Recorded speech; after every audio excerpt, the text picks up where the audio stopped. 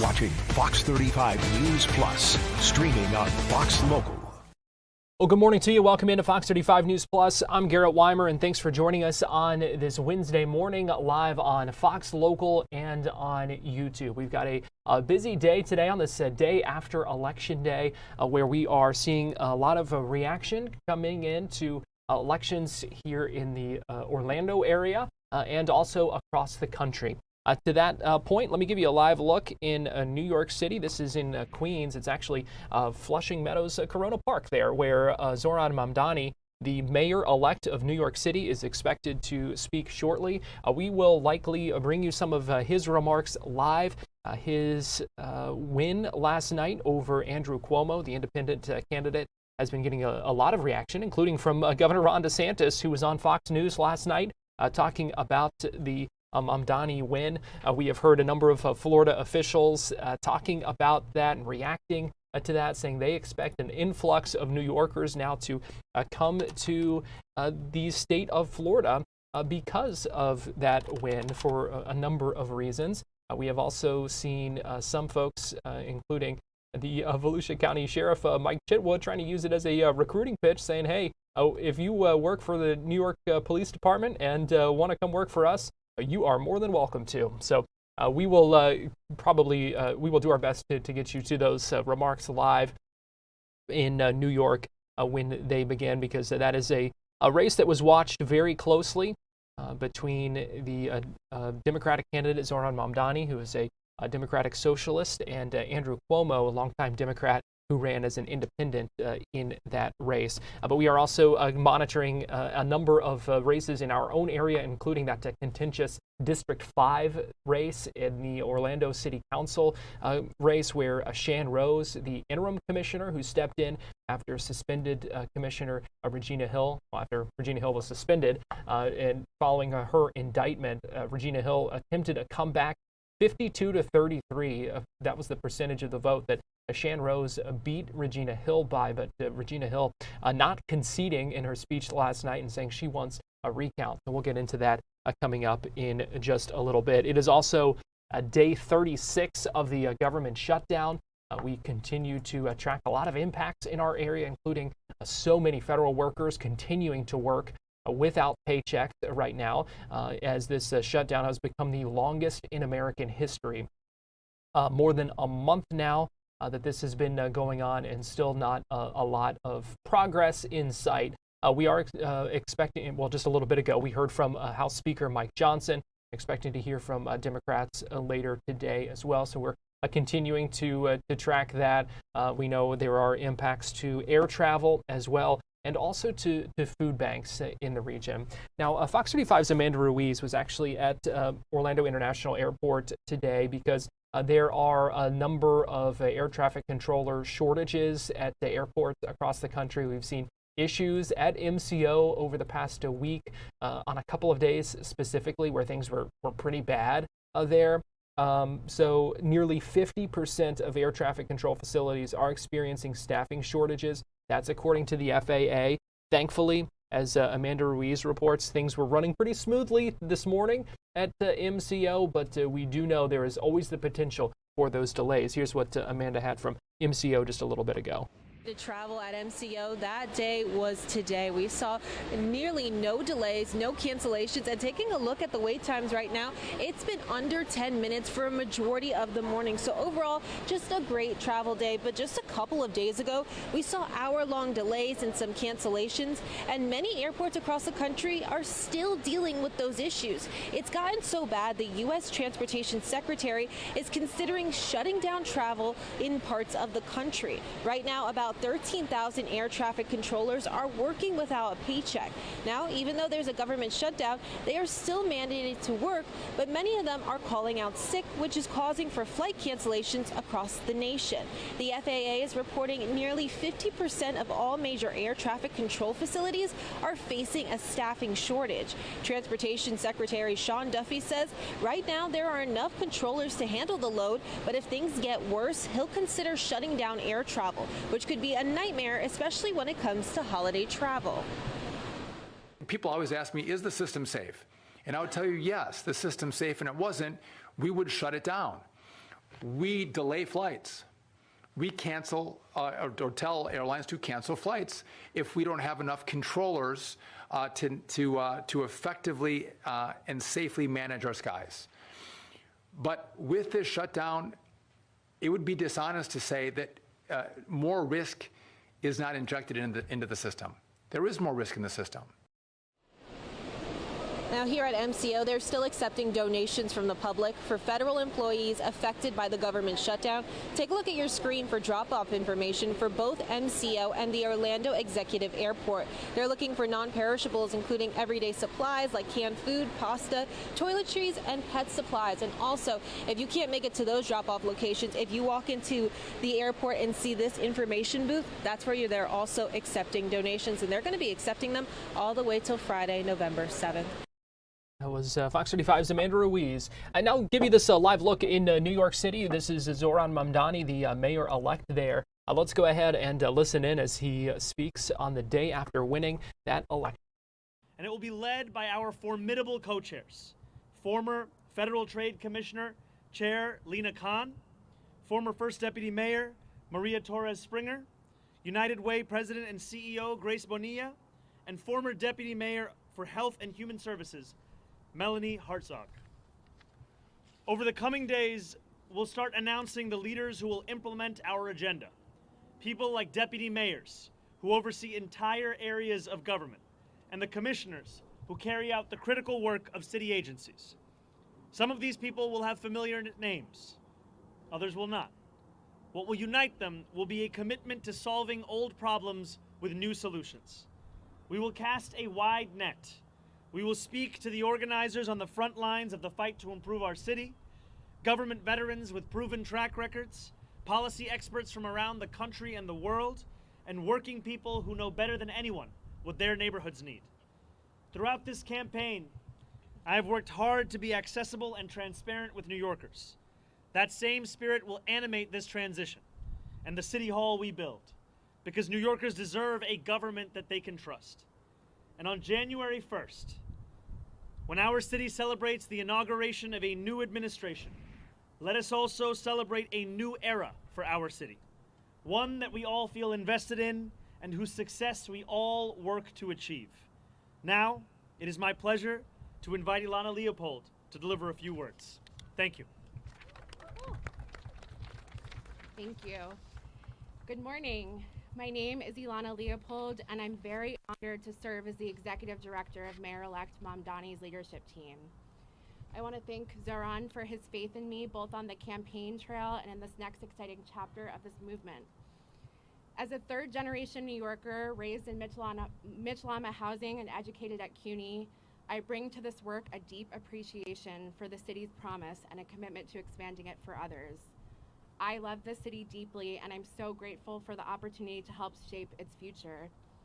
I'm also expecting a child soon, and so I want the future that she inherits to be one of possibility and opportunity, and I want my new family, like so many others, to be able to rely on the universal child care that Zohran campaigned on.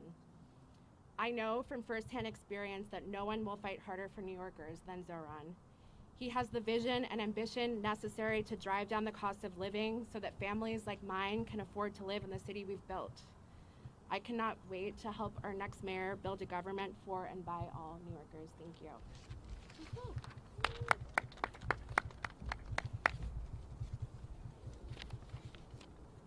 Good morning. My name is Grace Bonilla, and I am excited to be with all of you today. Hearing from some of the members of the leadership team that will be helping with Mamdani as he transitions to take office on January 1st in New York City. You see the placard there saying a new era for New York City.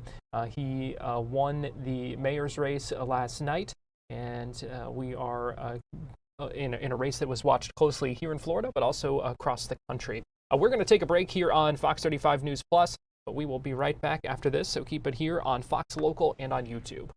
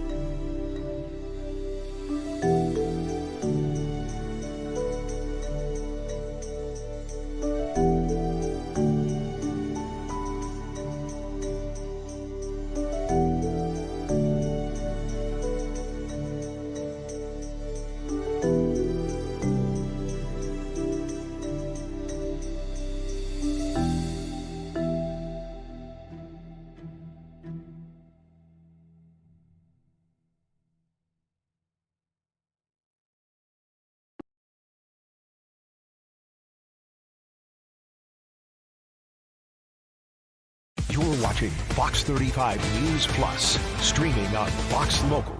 Welcome back into Fox 35 News Plus. This is a live look as New York City Mayor-elect Zohran Mamdani and members of his leadership team speak on the day after a big win in the New York City mayor's race. Governor Ron DeSantis was on Sean Hannity last night on Fox News to talk about that, react to the win of Mamdani, and talk about a potential impact here in Florida. Here's what Governor DeSantis had to say. This is a guy, Mandani, he wants to take down the Columbus statue. I've already said if they take that from Manhattan, we'll take it in Florida. Hey, if they want to put the Statue of Liberty in Lake Okeechobee, we'll get that done as well. But I think he's going to win, and I think it's an incredible act of ballistic podiatry, shooting yourself in the foot by New York City voters. I mean, this is a guy who does embrace Marxist economics. He claims he's going to lower everyone's costs by having the government run grocery stores, and the only people that would think that would work are people who have never studied a lick of history. He's also somebody that after 9/11, he said how bad it was that his aunt was on a subway and got dirty looks. He never expressed the sympathy in that regard that for all the people that got murdered. He's also embraced George Soros style soft on crime policies. He hates the NYPD. If you look at his history, he is not going to stand up for law enforcement. And what I found on all this, Sean, is yes, his tax policy is going to be crazy, anti-business, all that. But the number one thing that moves people to want to flee these jurisdictions is the collapse of public safety. And I think he's going to make the de Blasio reign look like the golden age. Well, first of all, Jack would have won 4 years ago, and he would have won tonight if you just take all the Republicans who've left New Jersey since I've been governor and moved to Florida. If they could have still voted in New Jersey, he would have won both of those races.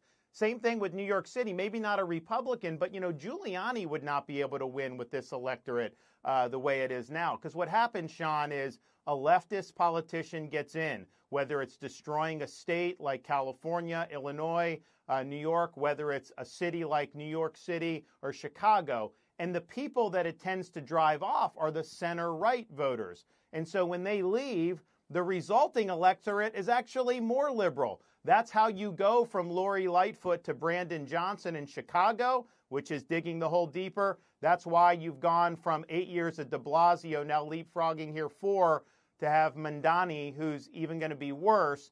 And what we found in Florida is, first of all, we're not asking for anyone to move. I mean, people have talked about putting a tariff on people moving in at this point because so many have done so. And I know a lot of people in Florida would think that would be necessary. But here's just the truth. If you look at all 49 other states since I've been governor and look at who's migrated to Florida, all 49 more Republicans have moved to Florida than Democrats. Vermont, New York, Illinois, you name it. And the result of that is not just migration, because we've had a lot of people shift within Florida. But when I got elected, we had 300,000 more registered Democrats in Florida. Today, we have 1.4 million more Republicans. Nobody has ever seen a change that profound.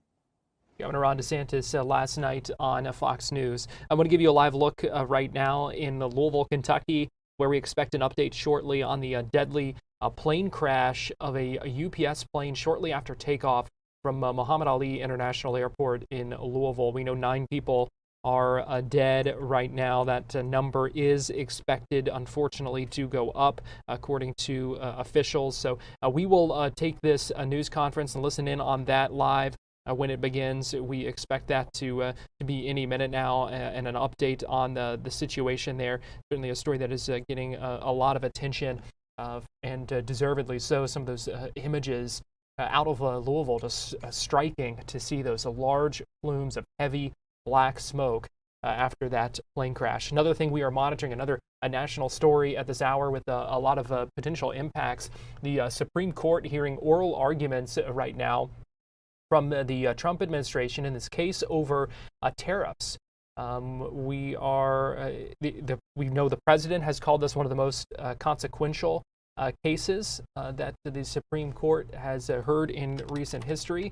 And this is oral arguments where the Trump administration and others are essentially giving their arguments on whether the president has the power to impose these tariffs in the way that he has, unilaterally without Congress, essentially. So that is what's at issue here as the Supreme Court hears those oral arguments.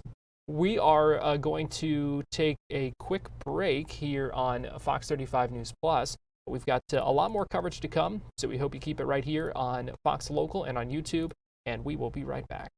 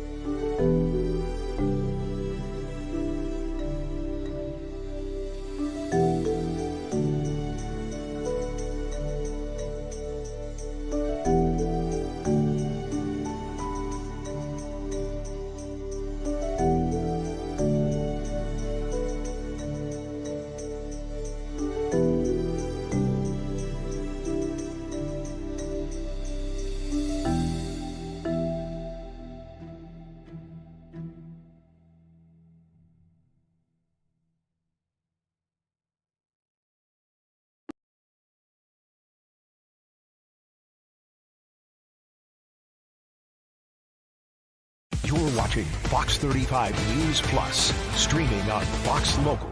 Welcome back into Fox 35 News Plus. I'm Garrett Weimer, and thanks for joining us on this Wednesday morning, live on Fox Local and on YouTube. We've got a lot more local news to get to here this morning, but I do want to go ahead and take us back to New York for a few minutes because Zohran Mamdani, the mayor-elect there, is answering questions from reporters right now. So we'll go ahead and listen in for a few minutes while we're waiting on that other live update to begin. Growing across this country that certain people are allowed to violate that law, whether they be the president or whether they be the agents themselves. And what New Yorkers are looking for is an era of consistency, an era of clarity, an era of conviction. And that is what we will deliver to them. And I am looking forward to having conversations with Mayor Adams and his administration about the work of the transition to ensure that the handover is a seamless one and that it is one that benefits the shared work we all have to deliver for the people who call the city home. Thank you. Thank you. Everybody's asking too.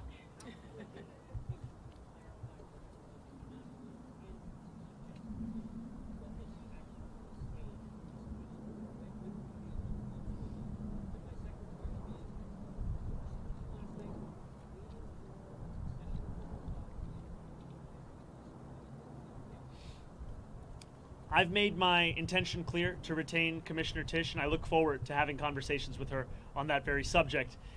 Last night, I spent time with my wife, with close members of my team, as we watched the results come in. I spoke briefly with Curtis Sliwa, and then I headed to address the thousands of New Yorkers that were there, waiting to hear of what this new era of government will look like. And that is always my focus. Not on the candidates of this past election, but rather on the people that are so often left behind by our politics, and I look forward to serving them. Yeah, Morgan, go ahead. Hi, sir. How are you? Doing well. How are you, Morgan? Hanging in there. Mayor Eric Adams just announcing that he plans to offer former employees who were terminated for refusing the second COVID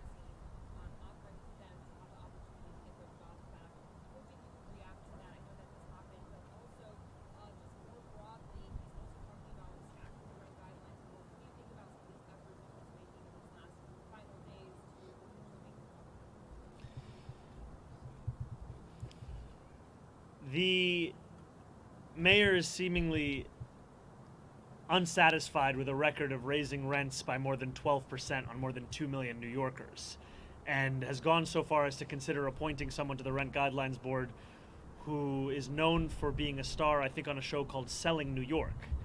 And in many ways, that's the description of what he wants to do over these next few months. I continue to believe in the importance of delivering relief for the 8.5 million people who love this city, who live in this city, but cannot afford to continue to be here. And last night I spoke of Wesley, an 1199 organizer that I met outside of Elmhurst Hospital less than a week ago. And as I asked him how long it took him to get to work, he told me 2 hours. I asked him, where were you coming from? He told me Pennsylvania. That, for many New Yorkers, is now the reality, where they have to live elsewhere because they can't afford to live in the place that they love.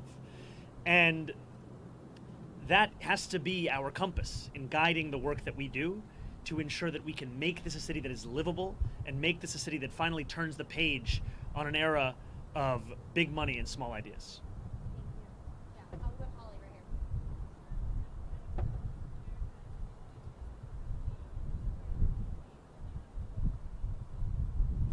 I am looking forward to having every member of my coalition being a part of our transition. The transition will be guided by the work that we need to do, and the coalition that brought me to this point has done an immense amount of work and has also been leading in the fight for dignity for working class New Yorkers.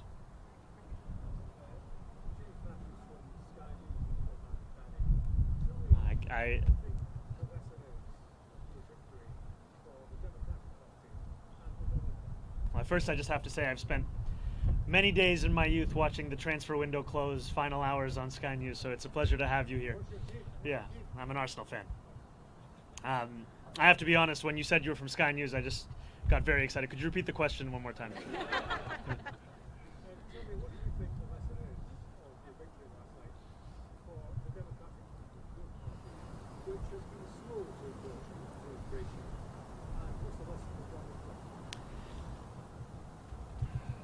I think the lesson for the president is that it's not enough to diagnose the crisis in working class Americans' lives. You have to deliver on addressing that crisis. This is a president who ran a campaign on the promise of cheaper groceries, and now, as was said by one of our co-chairs, has gone so far as to cut SNAP benefits for close to 2 million New Yorkers. Someone who is literally making it harder to afford those same groceries whose price he was decrying not that long ago. And what scares Republicans across the country is the fact that we will actually deliver on this agenda. And the contrast is something that they cannot bear to witness. And I try to keep my focus similar to that cover on the New Yorker where the world ends at New Jersey, and thinking about what this means for our city instead of for our nation. And I will tell you that for our city, what left me with such great hope last night were the stories from so many New Yorkers who had never voted before, who had lost hope in politics years ago. And to stand here before you, having received over 1 million votes in an election that saw turnout the likes of which we haven't seen since 1969, it shows that politics, once again, is offering more than just a settling for the crumbs that are not able to meet the needs of so many families across the city. We are finally offering a vision that can meet the scale of the crisis in working class New Yorkers' lives. Thank you.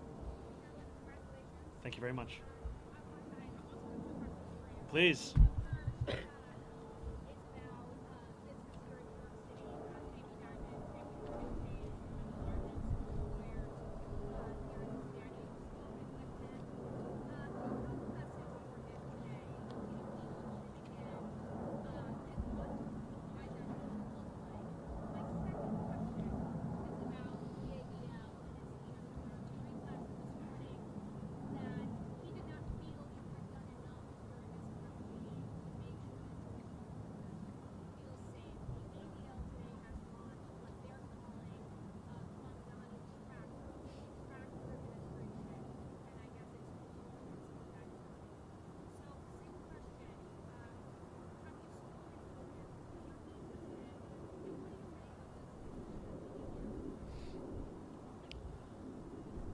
I look forward, I'll first answer your first question, then I'll go to your second. I look forward to meeting with Jamie Dimon and meeting with anyone who is concerned about the future of our city and is invested in the vitality of that same city. And these are not very different from the conversations I had over the course of this campaign with many business leaders who, while we may have disagreements on fiscal policy, we also found many areas of agreement as to what the city actually needed. And I think it is critically important that we start to embody a style of leadership that does not demand agreement across every single issue in order to even have a conversation. We need to be able to deliver for New Yorkers, and that means to meet New Yorkers, even those with whom we have any disagreements. So I look forward to having those kinds of meetings, be it with Jamie Dimon or be it with other business leaders, and continuing to show that our affordability agenda is an agenda that would also benefit businesses across the city. Because what I've heard from many of those same business leaders is that the inability for city government and state government to provide universal childcare has led to businesses sometimes having to provide stipends to their own employees given the expense of that childcare. Makes sense because childcare in this city costs an average of $22,500 a year, which is a burden that many families cannot bear. And I also look forward to streamlining the regulations within city government. I'm someone who believes deeply in the public sector, believes deeply in public regulation, and I also believe if I cannot give you an answer as to why a regulation exists, then it likely doesn't have a good reason to exist any longer. And that extends to when a restaurant owner told me of the $25 a year he has to pay the city for the right to sell a frozen dessert. And it also extends to the way in which we fine and fee small businesses across the city, which is why we've committed to cutting that in half. And I have not spoken to Jonathan Greenblatt. I take the issue of anti-Semitism incredibly seriously.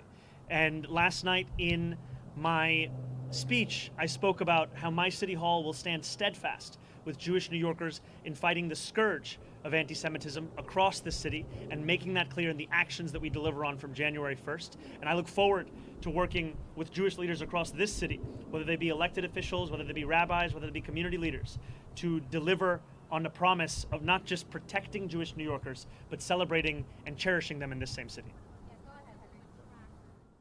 Zohran Mamdani speaking live right now in New York after winning the mayoral election there. We're going to take a quick break here on Fox 35 News Plus, but we'll be right back.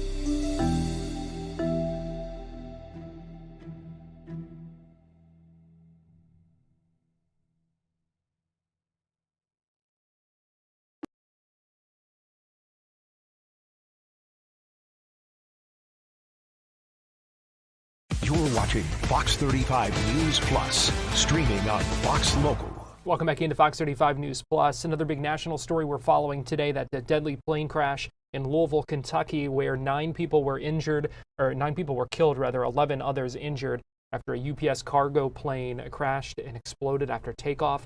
This is Kentucky Governor Andy Beshear speaking live right now from the state capitol in Frankfort, where he's giving an update on what we know about the crash and the search for other victims as well. Let's go ahead and listen in.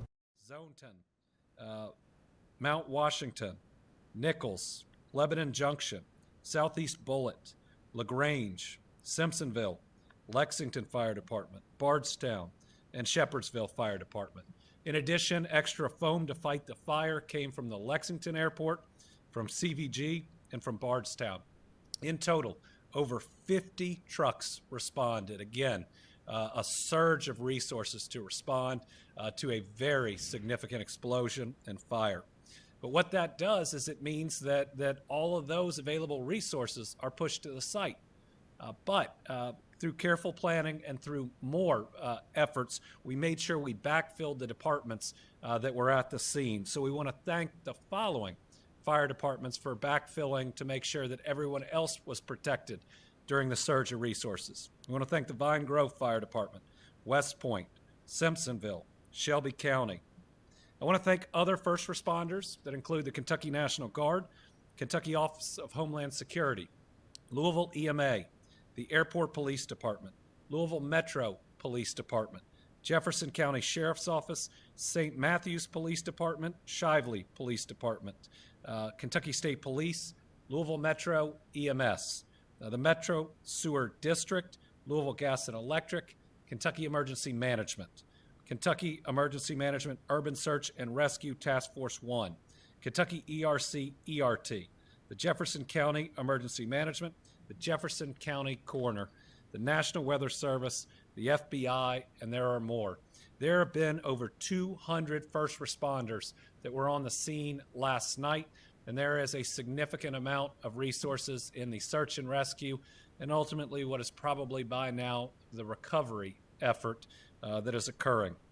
I want to thank everybody who was working overnight when it was dangerous, when there was other flammable or explosive materials, but they were searching to try to find any and all survivors and to locate any bodies to try to give families the closure that they deserve.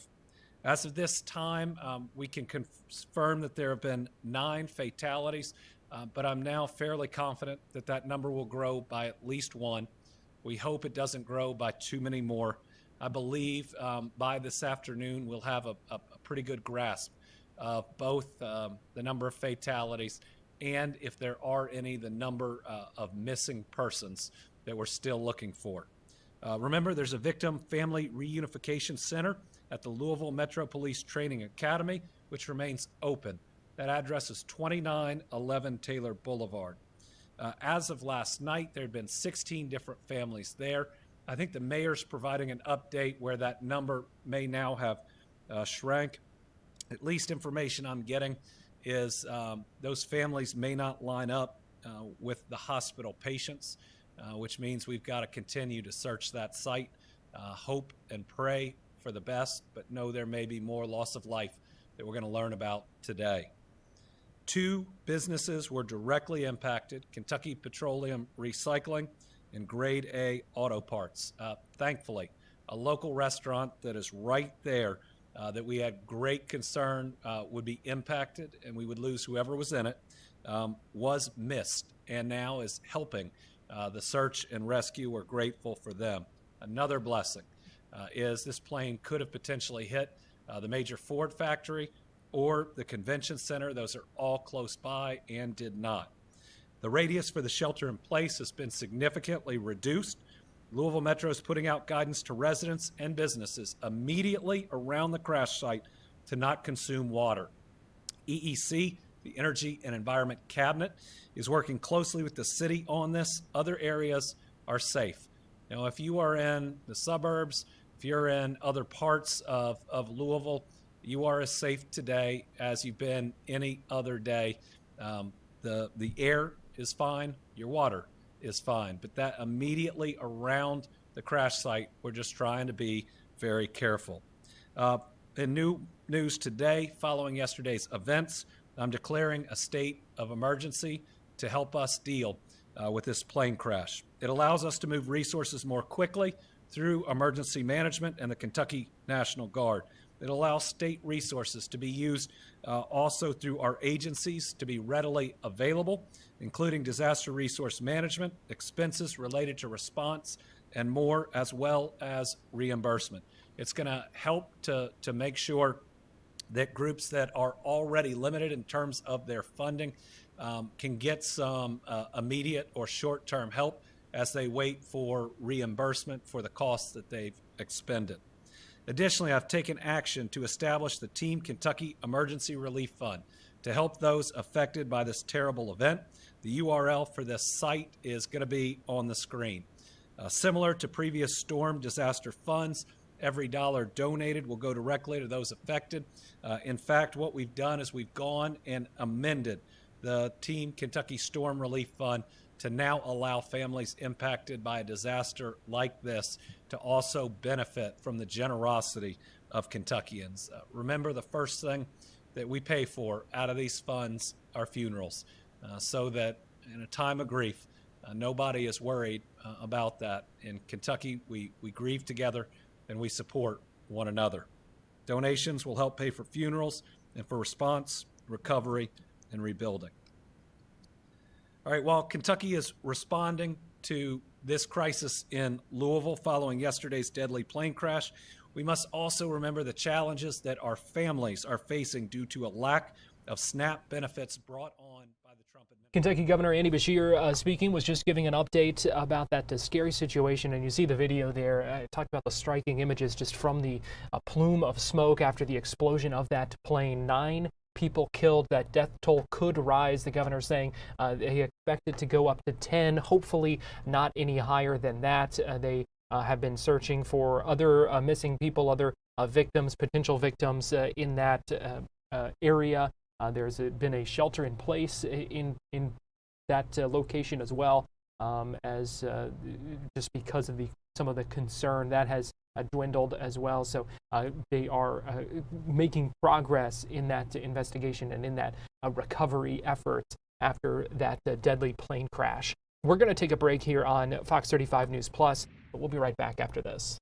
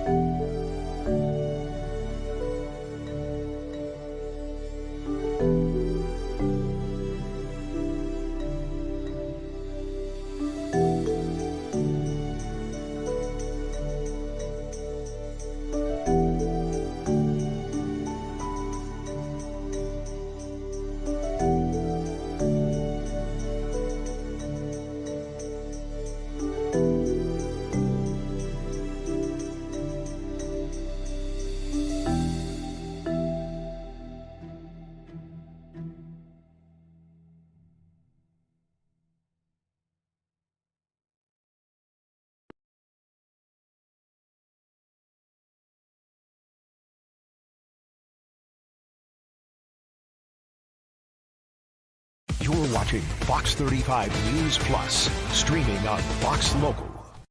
Welcome back into Fox 35 News Plus. Live look at the U.S. Capitol in Washington, D.C., day 36. the longest government shutdown in history. We have talked for weeks now about some of the impending impacts and the growing impacts, and we have really seen that begin to accelerate over the past week with the SNAP benefits expiring, with more workers missing paychecks, and that is only going to continue to grow and put more federal workers in more of a bind as this continues. No sign of an off-ramp at this point. A 14th failed vote on the floor of the U.S. Senate yesterday afternoon when it comes to the funding bill to potentially end that shutdown. So a lot of questions still about where things go from here and how this ends. To that point, there are a number of agencies and organizations trying to help out and help families put food on the table, because we know that's a question that a lot of families have, whether you normally receive SNAP benefits, whether you are a federal worker and are not getting paid right now.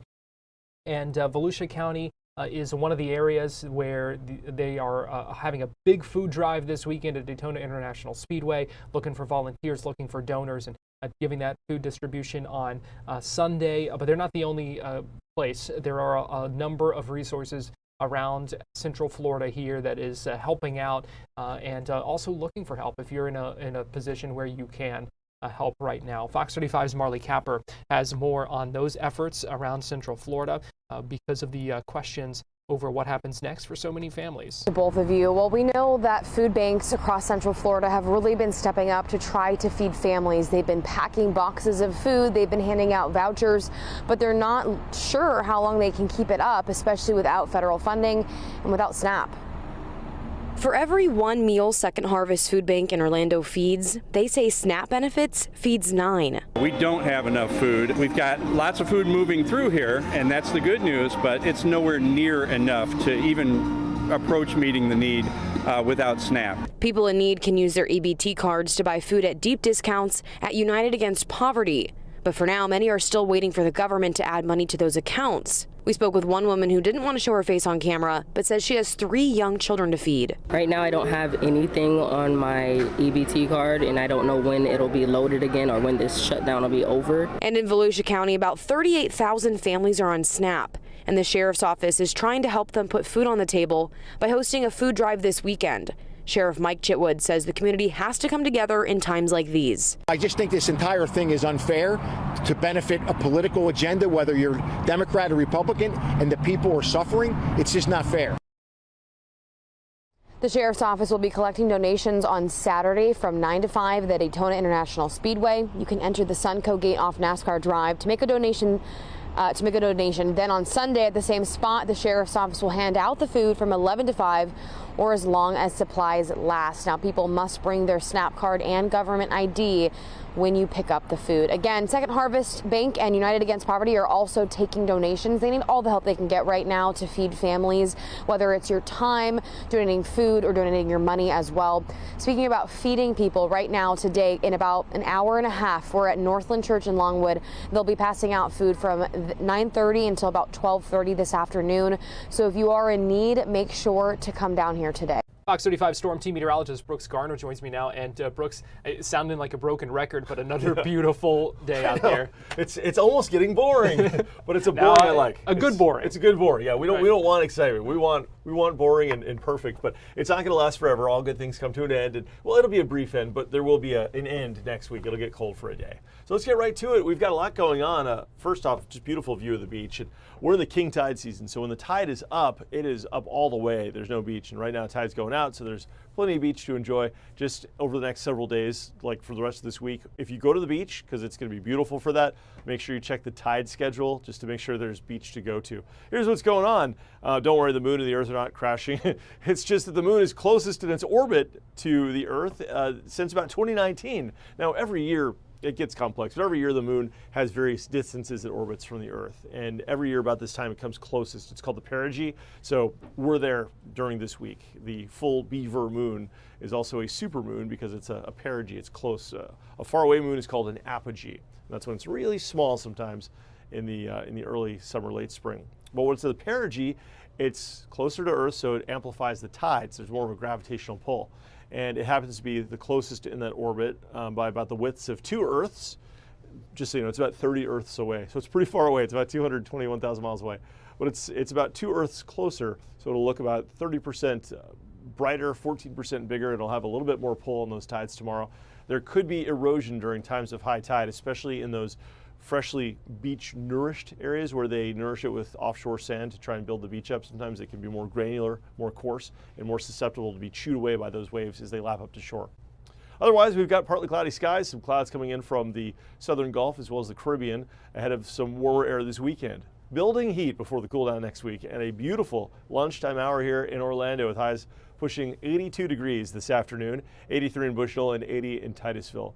It's just extremely nice outside. Next 3 days will be very nice as well, but building heat, no humidity, just building heat. By Saturday we'll be into the mid 80s after a terrific and Chamber of Commerce type of work week ahead.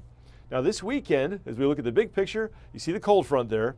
Our typical high is about 79 degrees this time of year. We'll be running about 4 or 5 degrees above that, so we'll see highs in the mid 80s for both Saturday and Sunday. Then the front slams the door on that warm weather, and as it comes through, our temperatures are going to dive. We're looking at highs that'll be running about 15 to 25 degrees cooler than normal, resulting in high temperatures that may not get out of the 50s on Tuesday for some of our Central Florida communities. Right now we're going for a more conservative, like 65 to 70 for highs, because sometimes what happens is that the computer models will be overly enthusiastic about the intensity of the cold air. But in this case, the front's coming in fast enough where I think we actually have a pretty decent chance of having it lean toward the colder with highs in the low to mid 60s. You should see Garrett's face right now. Cut away. It doesn't look good, I'll tell you that. He's doing the face where he's worried about his jog that morning and does he need to wear a sweatshirt. Fortunately for us, cooler than normal weather isn't a deal breaker. We're not going to have any kind of like a major freeze or anything like that, but this will be a cold enough air mass to bring the first snow to big portions of the Midwest and the Northeast, including Ohio, as we head into early next week. Not a blizzard, but maybe a couple of inches of snow on grassy surfaces. And a lot of folks there that are currently in the 70s are in disbelief on social media. we must be telling mistruths. That couldn't be possible. But get back to me next week. We'll see how it turned out for you. Anyway, next Tuesday's highs are conservatively going to be running about probably 66 in Orlando, but that's a far cry from our typical high, close to 80. And then up in Atlanta, it may not get much above 50 degrees. Some models in Atlanta keep them in the 30s.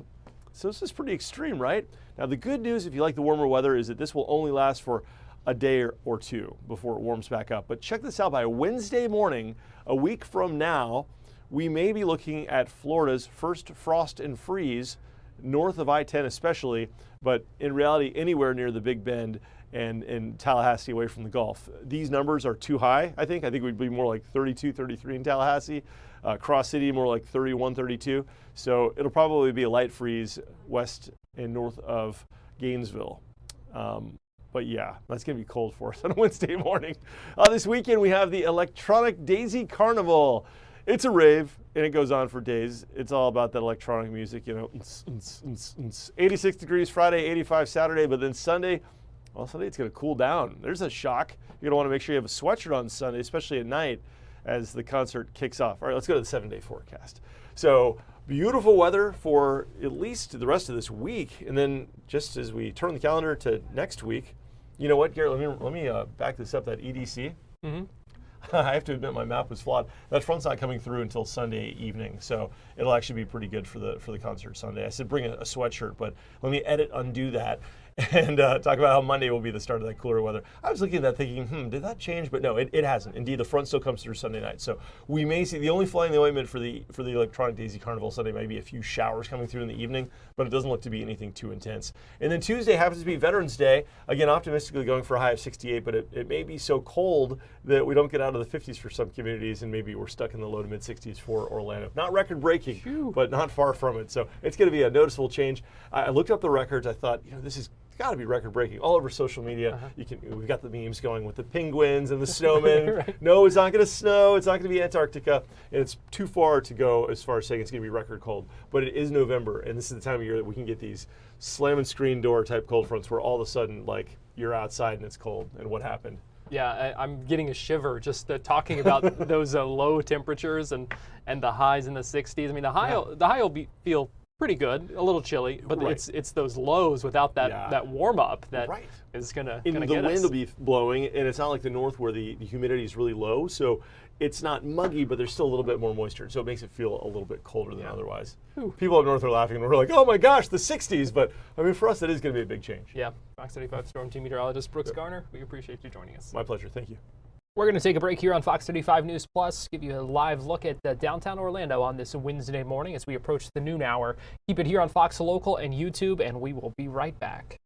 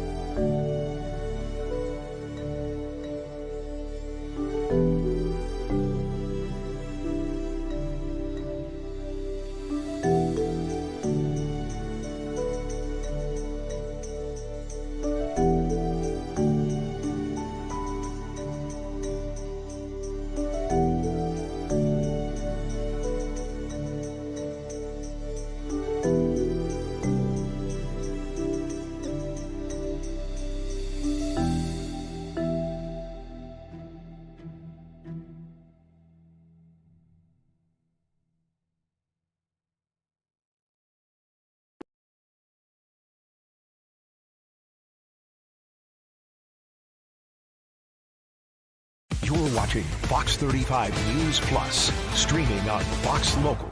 Welcome back into Fox 35 News Plus. Senate Minority Leader Chuck Schumer speaking live right now on Capitol Hill. It is day 36 of the government shutdown. We expect him to address that. He is also talking about the election results across the country last night. Big Democratic wins for governor in the states of New Jersey and Virginia.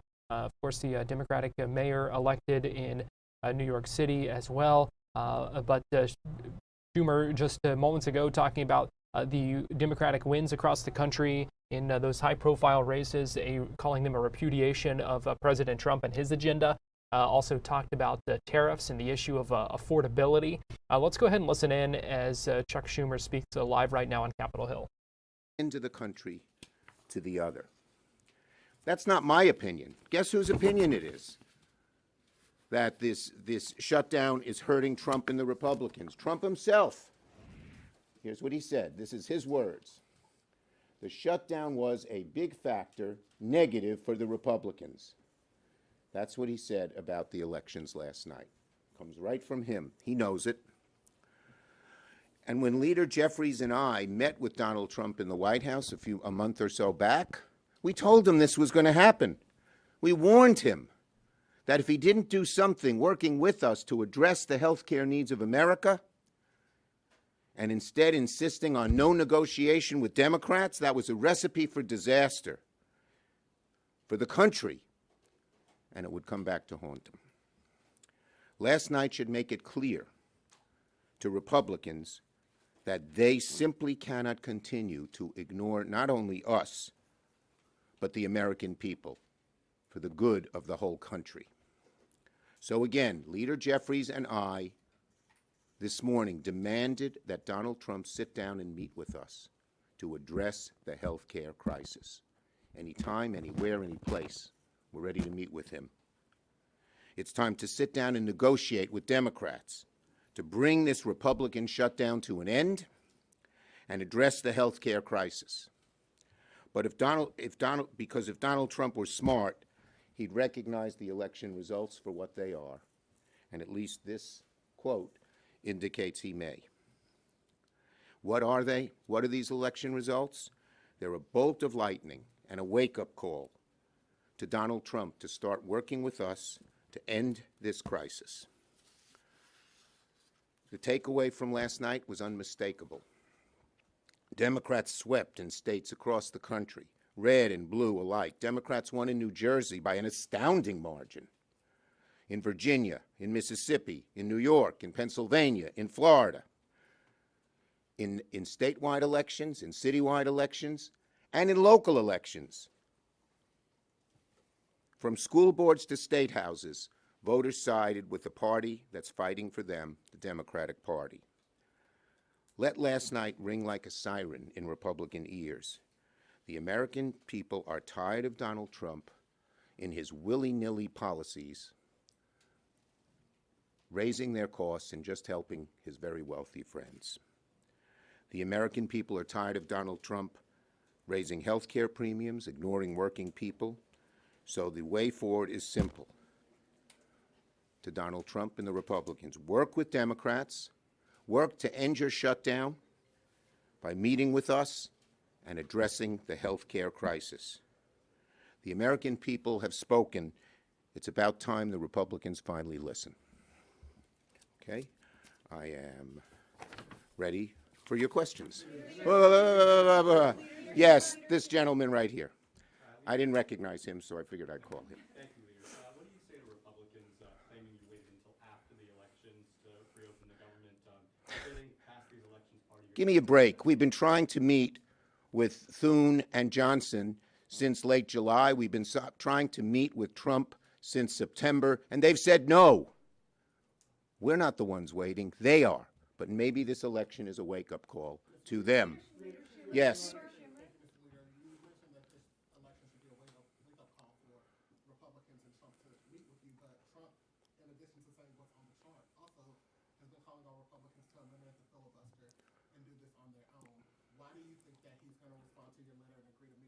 Well, look, if he says he's a smart politician, the election results were not vague.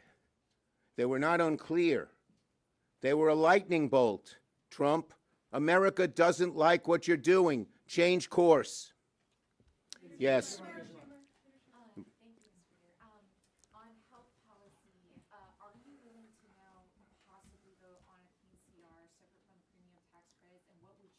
The answer, as I said, is simple, and what we've been saying all along. Republicans who caused the shutdown by not even negotiating with us on a partisan bill should sit down with us and address the health care crisis. That's the way to end the shutdown, plain and simple. Yes, Manu. Senator Sanders just came here, and he made very clear that a vote itself to extend subsidies on Obamacare is not enough. We need a commitment that this will become law. Are you in the same place? Look, I'm not going to negotiate in public, but we must address the health care needs of the American people. The Republicans got to sit down and talk to us about it. And I agree with Bernie Sanders. The way to solve this is for Trump to sit down with Jeffries and I. That's why we demanded it this morning. Yes. Go ahead. No. Yeah. President Trump has said that the Republicans should nuke the filibuster because he says that you would do the same thing, or you're going to do the same thing in the future, so they should just go ahead and get ahead of it. Look, stop the bull. Sit down and talk to us and end the health care crisis. Stop coming up with all of these excuses. He doesn't know anything about what we're doing here. One thing he should know, this. He's caused the shutdown. The American people know he has caused the shutdown, but the American people are demanding he bring real relief. Go ahead, Annie. How did I imagine that? Let me read you a quote that AOC said last night when asked about you not endorsing Mamdani. She said, "The Democratic Party cannot last much longer by denying the future, by trying to undercut our young, by trying to undercut a next generation of diverse, Listen, I'm moving forward. This morning I talked with Mayor-elect Mamdani. We had a very, very good conversation. We said that we cared about New York City and that we look forward to working together to help the city and improve the city. I congratulated him on running a very, very good campaign. And the issue that he is stressed is being stressed by Democrats across the country, from one end of America to the other, the high costs that the Trump administration is imposing on us and their failure to do anything about it. Yes.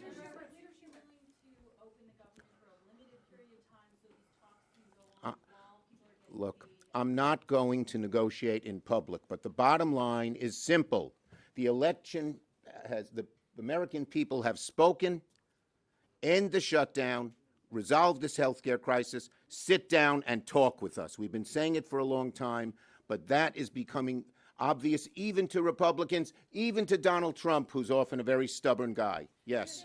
Yes. Look, I've always encouraged Democrats and Republicans to sit down and talk with each other, but all of we Democrats agree, just about every single one of us, that Trump should sit down and talk with us as a way to solve this. Everyone agrees on that. Okay? We'll take last one.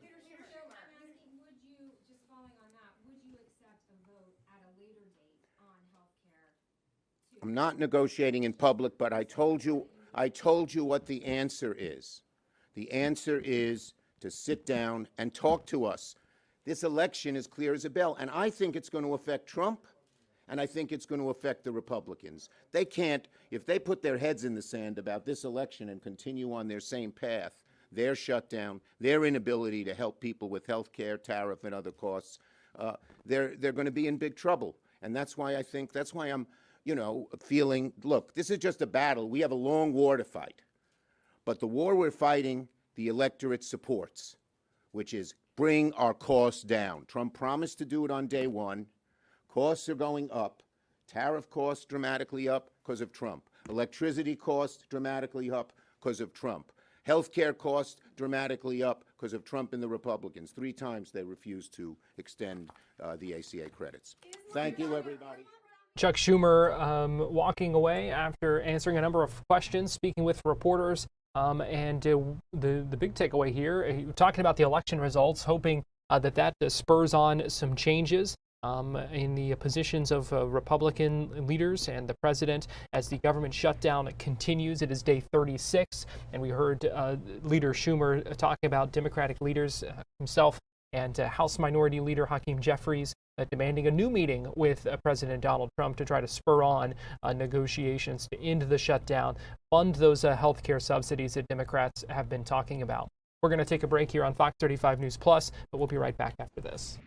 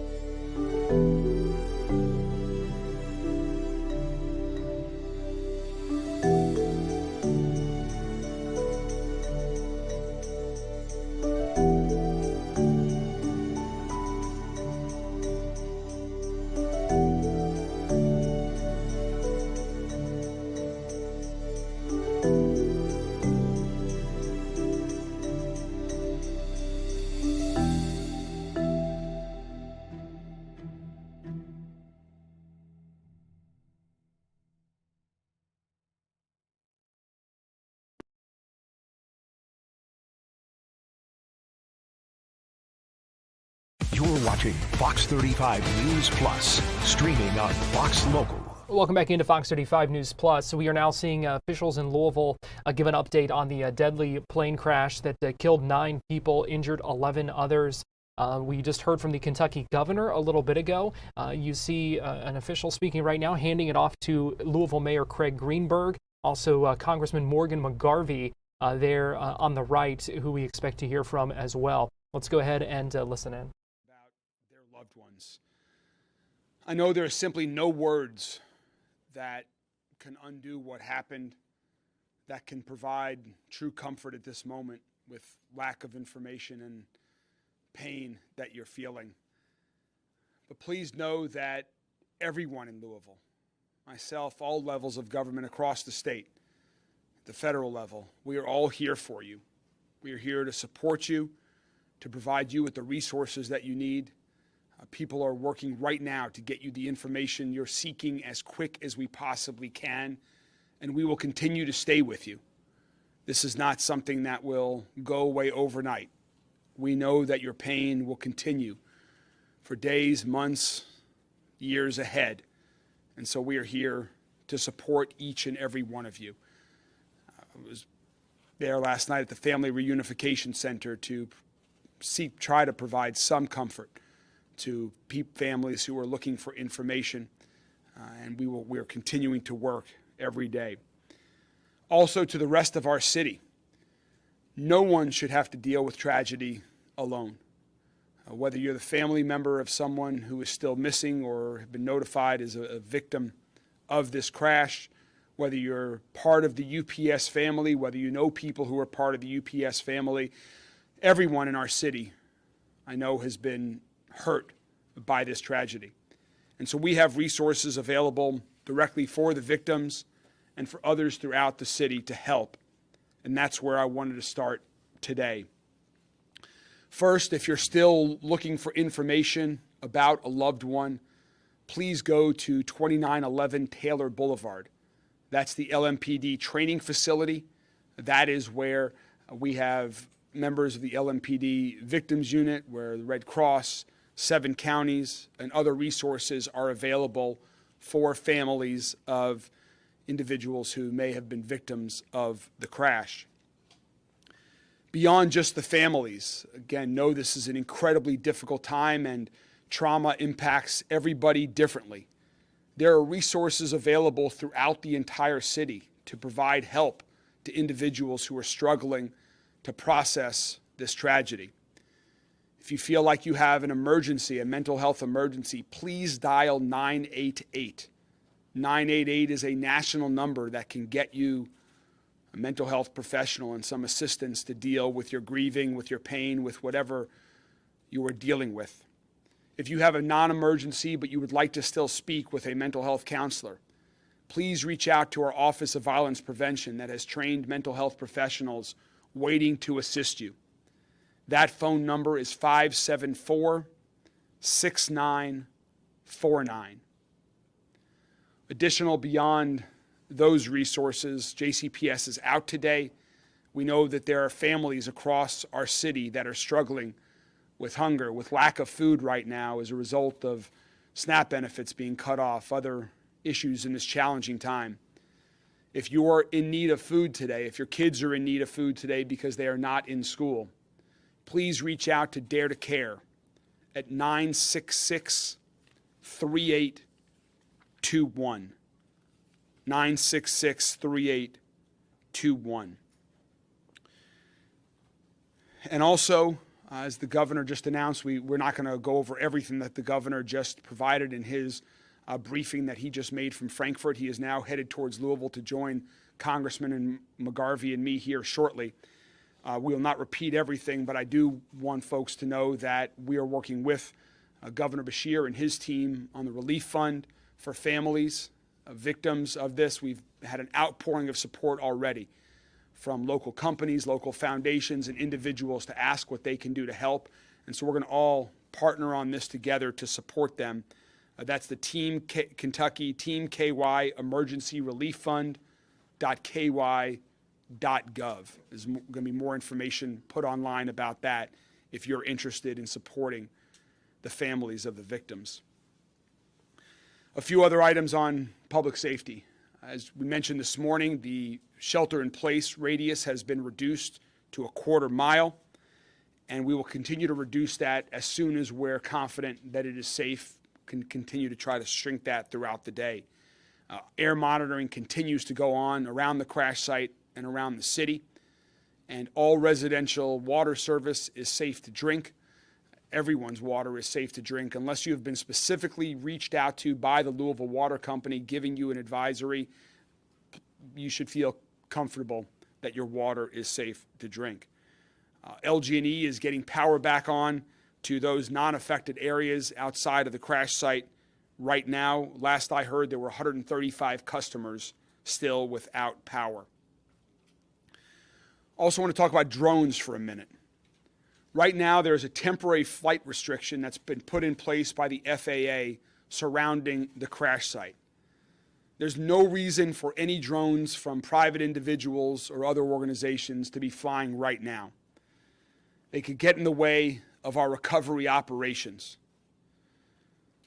If you are flying a drone within this TFR area, we will find your drone and you run the risk of prosecution, of heavy federal fines.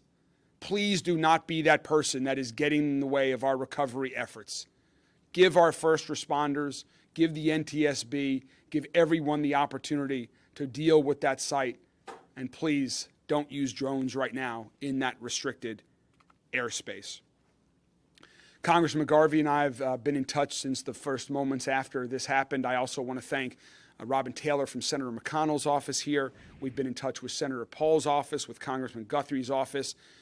In times like this, everybody puts partisan politics aside here in Kentucky, and we're all working closely together. Governor Beshear and his administration, my administration, and all of our federal delegation working together to bring whatever resources each of we can in partnership to get answers, to provide relief and resources, and to ensure that our city is safe and coming together to support those who are in need. Congressman McGarvey and I also just left a meeting with the NTSB, and I'm going to now turn it over to Congressman McGarvey to say a few words about that meeting and share a few things about next steps. Congressman McGarvey. Thank you, Mayor Greenberg. I really appreciate your leadership at this time and everything you're doing in both mobilizing people, mobilizing emergency crews, making sure people have what they need, but also for your compassion, your emotional leadership at this time. Reality is this rocked our community. Louisville looked apocalyptic last night.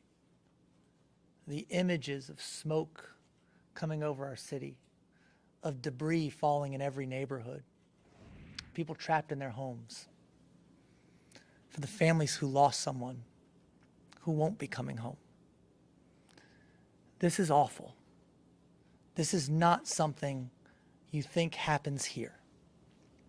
And when it does, it impacts every single one of us. I'm a lifelong Louisvillian. To answer the question, I went to Manual High School. Everybody here knows everybody. We're the biggest small city in America, and if you don't know someone directly impacted by this, you know someone who does. But this is when we're also at our best, is when things are worst.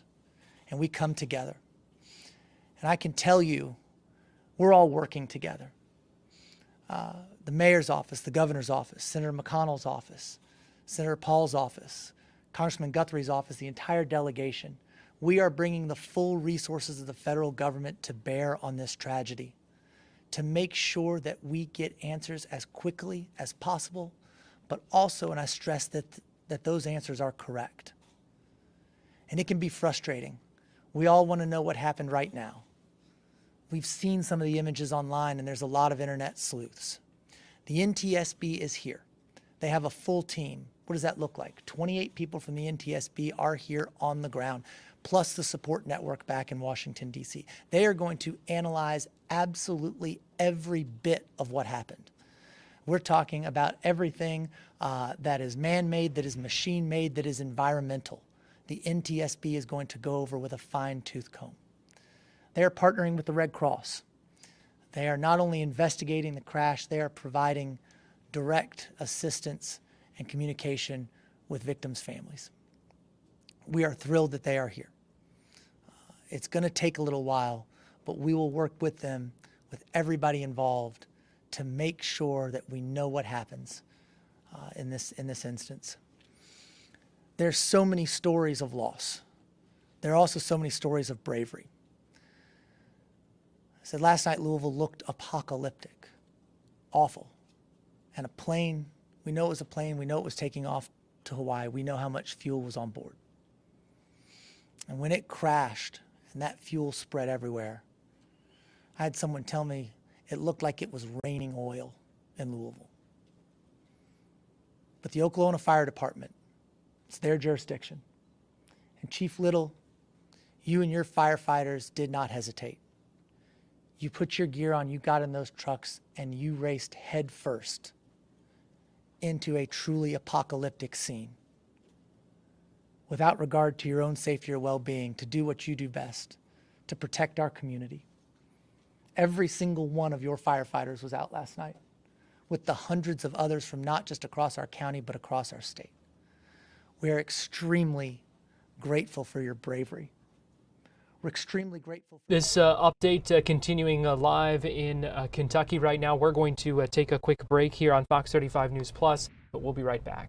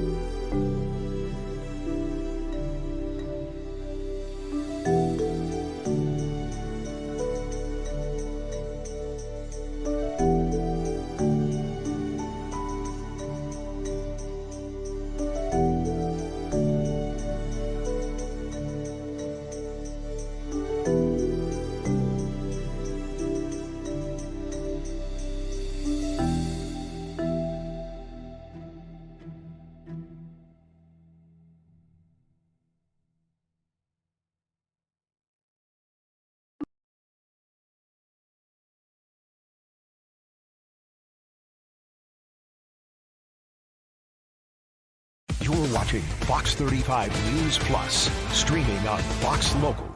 Well, good afternoon to you. Welcome back into Fox 35 News Plus. I'm Garrett Weimer, and thanks for joining us on this Wednesday afternoon live on Fox Local and on YouTube. But continuing to track the results of last night's elections, including in the city of Orlando, where interim City Councilmember Shan Rose was elected to her District 5 seat. She was running against Regina Hill, who previously held that seat but was suspended after being indicted on charges of fraud and alleged elder abuse case, essentially.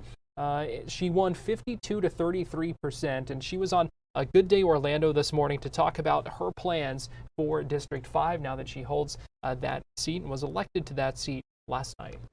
I want to thank the residents, the businesses, for giving me another chance to continue to serve you. Above all, I want to thank God for leading this path to giving me a servant's heart and guiding me along the way. Commissioner, what was your platform? What did you tell potential voters as you were out stumping and giving your speeches? So we're going to continue. So I live in 3 Ps, Amy. Purpose, presence, and putting the people of District 5 first. And so I told them I'm going to continue to do that, but I'm going to support the businesses and our local economy. We're going to continue to beautify and rebuild our neighborhoods, and affordable housing for all is really a focal point for me, because, you know, seniors are our highest growing population in homelessness, and want to make sure that we look at opportunities for them, as well as a couple of single family homes that are coming up for home ownership. You also mentioned beautifying. What are some areas that you think could really use a spruce up or some work?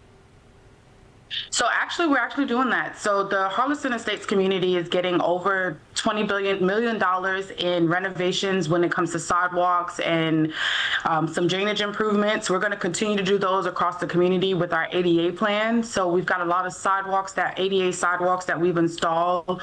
We're looking at, as a matter of fact, Amy, just last week I was planting trees in our community with our tree equity program. Oh, lovely. I want to talk a little bit about Regina Hill and her comments last night saying that she's not ready to concede. Were you expecting that from her? I was, but I wish her well, and I'm sending her prayers. Okay. And I know this was, one of those battles, at the election box that I think some people surprised that she did garner as many votes as she did, considering the circumstances that she's in. I'm sure that's something that you thought a lot about, too. I mean, everyone has their supporters. We've been elected, right? And so you've got set supporters that are going to stand with you, stick by you, no matter what. Shan, talk to me a little bit about your relationship with the other commissioners and some of the things that you would like to work on together for the overall district, for everyone in the county. So I got 2 new colleagues, but I have a good relationship with newly elected Commissioner Keene. I look forward to continue to work with my colleagues for the next couple of months. The biggest thing that I really want is to create an identity for Orlando, and that will be a focal point, which means we really got to work on strengthening downtown and making sure our plan is set for where we go from here downtown, because the great things that we do downtown will reflect the rest of District 5 westward. What are some of the big things about downtown that you think need to be fixed right now?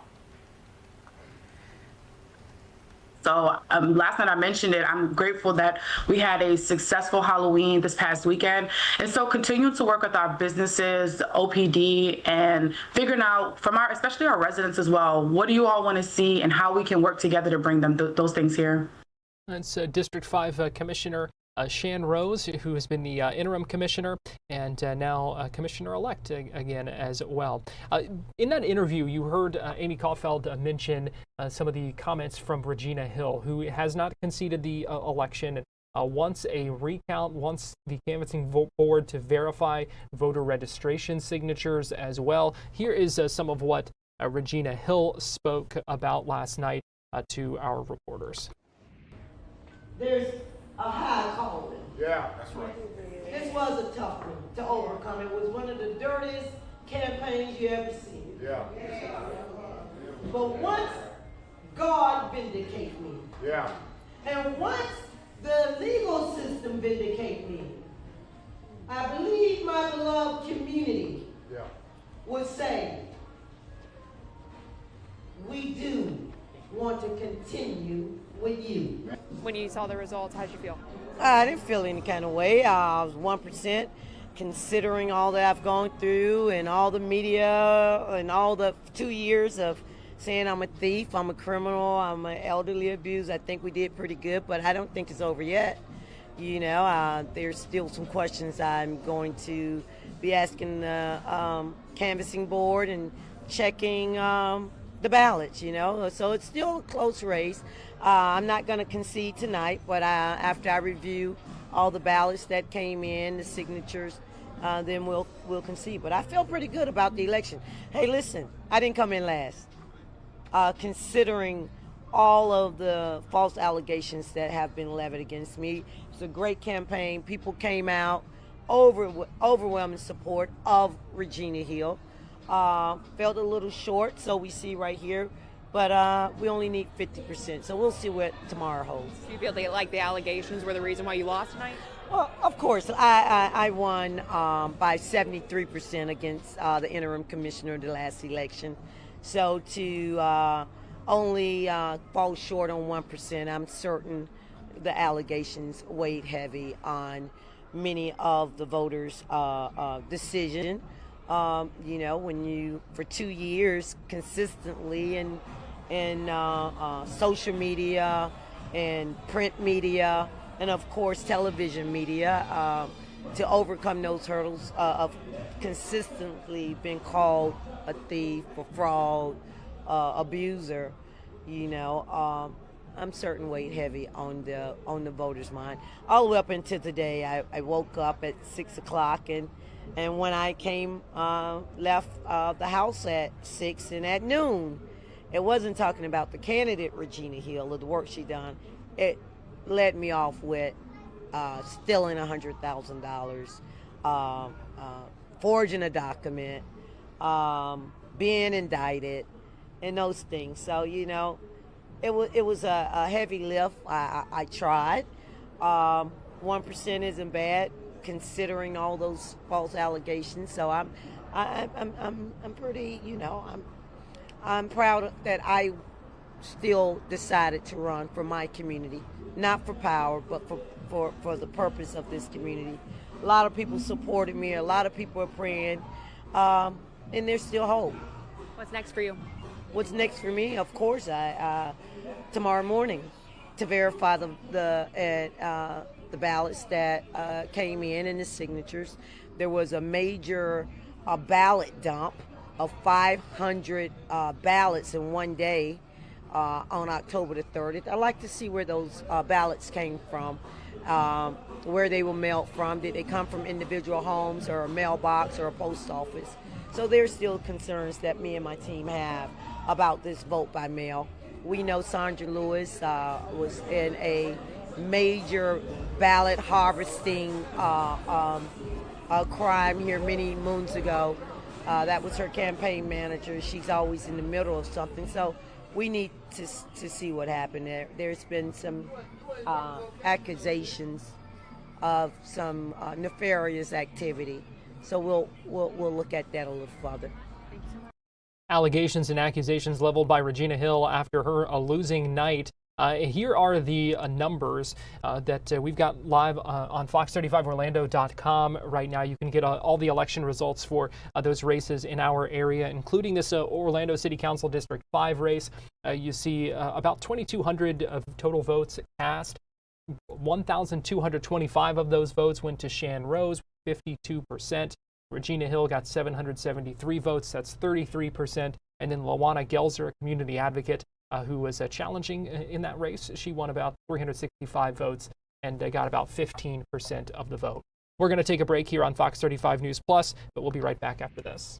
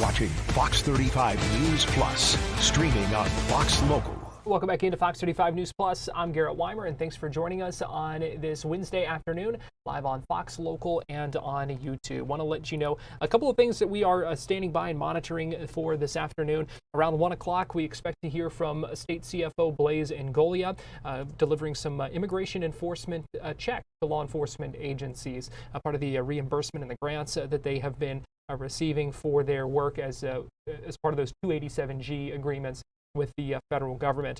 We also expect to hear from President Donald Trump in that 1 o'clock hour. He's going to be speaking in Miami at the America Business Forum. Those remarks scheduled for around 1 o'clock. We'll see. He is still en route right now to South Florida from Washington, D.C. Also, a couple of hearings in Tallahassee in that 1 o'clock hour. The Florida House Criminal Justice Subcommittee discussing the Officer Jason Rayner Act, which would stiffen some penalties for resisting arrest and that kind of thing. Also a Florida House Industries and Professional Activities Subcommittee, where they're going to be hearing an update from the Florida Gaming Control Commission about illegal gaming and gaming law enforcement as well. Obviously, we are following a very high-profile alleged illegal gambling case out of Central Florida here, that involving Osceola County Sheriff, the suspended Osceola County Sheriff Marcos Lopez, his wife, a number of others as well. So that is some things that we are monitoring right now. Want to listen in for a few minutes here as we are hearing from the House Minority Leader Hakeem Jeffries. Just walked up to the podium speaking live. He is with the Democratic Congressional Campaign Committee. Expect to hear him react to some of the election results from last night, and also potentially likely touch on the government shutdown as well. So let's go ahead and listen in live as Leader Jeffries speaks. And the excess in the face of the American people. Most recently, what was on display down in Trump's luxury resort in South Florida, enough of the excess, the corruption, and the lack of focus on the issues that matter. Democrats in the House will continue to lead on the issue of affordability, will continue to lead on the issue of health care, and will continue to lead on the issue of making this great country the best version of herself. And our field general leading the charge in connection with what will happen next November when Democrats take back control of the United States House of Representatives is the DCCC Chair, Susan DelBene. Thank you, Mr. Leader. Thanks everyone for being here, and thank you for your leadership just through this incredibly tumultuous time. Yesterday, from coast to coast, voters sent a resounding message that they reject the Republican agenda. They are raising costs on everything from healthcare, housing, utilities, they rejected their efforts to blatantly rig the system to stay in power. Voters in California stood up and rejected Republicans' attempts to rig the midterm elections and deny people in California their representation in Congress. California was significant because it showed that voters won't let Republicans cheat their way to win. The passage of Proposition 50 is a victory for free and fair elections. The DCCC talking about the Proposition 50 in California and some of the other election results as well. Prop 50 is the ballot measure about the redrawing the state's congressional districts, which is expected to result in some additional Democratic seats. A response by Democrats in that state to President Trump pushing Texas to redraw their districts and try to get some more Republican seats. I do want to, though we've heard several Democrats weigh in today on these election results and the government shutdown, I want to take us back a little bit ago to Capitol Hill, where we heard from House Speaker Mike Johnson, who also spoke earlier today about the government shutdown and touched on election results as well. So this was a little bit ago on Capitol Hill. Joining us today, as you can see, are some of the rising stars in our party. These are Republican members of the sophomore class. They're in their second term. Many of them have been working so hard for the last several weeks in their districts, trying to help their constituents navigate the chaoses that have been created by the Democrat shutdown. We're now on day 36, and it is a sad landmark in our history. This is the longest shutdown of any government in our history. And they've also made history in a number of ways, which we've recounted every day in our daily press conferences. Remember, this is the first time in the history of America that any party has had the audacity to close down the government over a totally clean, nonpartisan continuing resolution.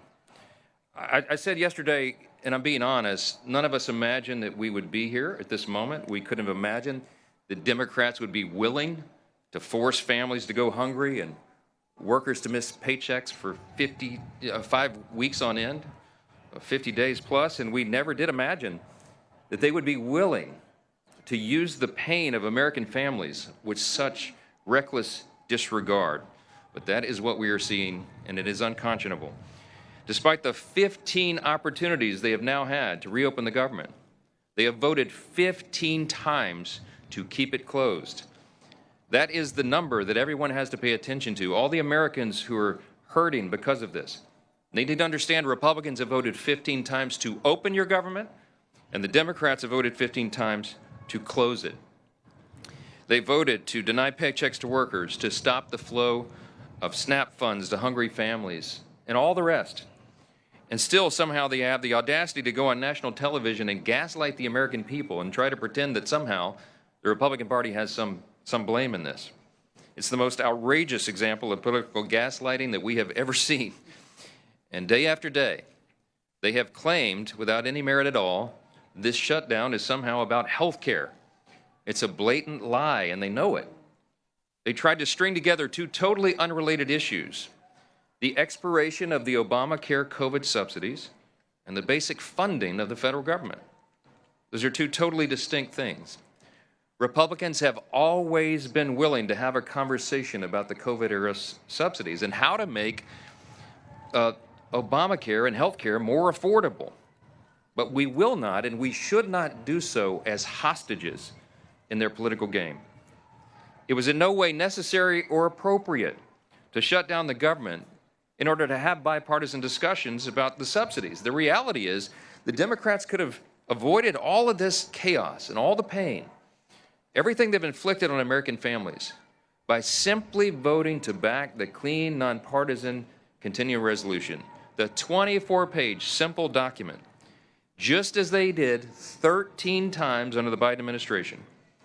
They could have passed that 47 days ago. After the House did it, we did our work and sent it over there. And we would have had all these negotiations and continued. I'm gonna wrap this up and tell you again why. The big question is why. Why would the Democrats have the audacity to do this? As we summarized so simply yesterday, and we will do so every day, they are motivated out of fear. The Democrats shut down the government out of fear. They have never been more afraid at any point than they are right now. They know, as we all do, what their own polls show. The leadership of the Democratic Party is the most unpopular with members of their own Democratic base. And we saw that in the elections last night. The old guard is desperately trying to use this shutdown to show the radical Marxist wing of their party that they can look tough to President Trump. That's because the new power center of the left isn't the moderates. It's the AOCs and the Bernie Sanders and the Mamdanis of the party. It's the activists who believe capitalism is evil, who disdain the founding principles of their own country. They claim that the salvation of our nation will be brought about by bigger government and more bureaucracy. Look what happened in New York City last night. For the first time in American history, an avowed, openly proclaimed socialist has been elected as the mayor of America's largest city. Zohran Mamdani is without a doubt the biggest win for socialism in the history of the country, and it is the biggest loss for the American people. He is truly a committed Marxist. And the results of that race tell you everything you need to know about where the Democrats and their party are headed. From the backbench to their leadership, Democrats have fallen in line behind the socialist candidates. Hakeem Jeffries, as you know, is the highest-ranking Democrat in the House. He gave his full blessing to Mandani and his socialist agenda. Chuck Schumer, the highest-ranking Democrat in the Senate and the highest-ranking Jewish leader in America, flirted with endorsing Mandani all the way to the bitter end. Never mind the fact that Zohran has embraced anti-Semitic rhetoric and promised to arrest the Prime Minister of Israel if he visits New York City again. And then there's President Obama, who called Mandani over the weekend to extend his praise and act as a sounding board for the young socialist. You can't make this stuff up. The man who made healthcare unaffordable with his own socialist scheme is advising the man whose false promises will surely make life unlivable for millions of New Yorkers who cannot afford to flee the city. As we said from this podium every morning, we talk about Mandani for two reasons.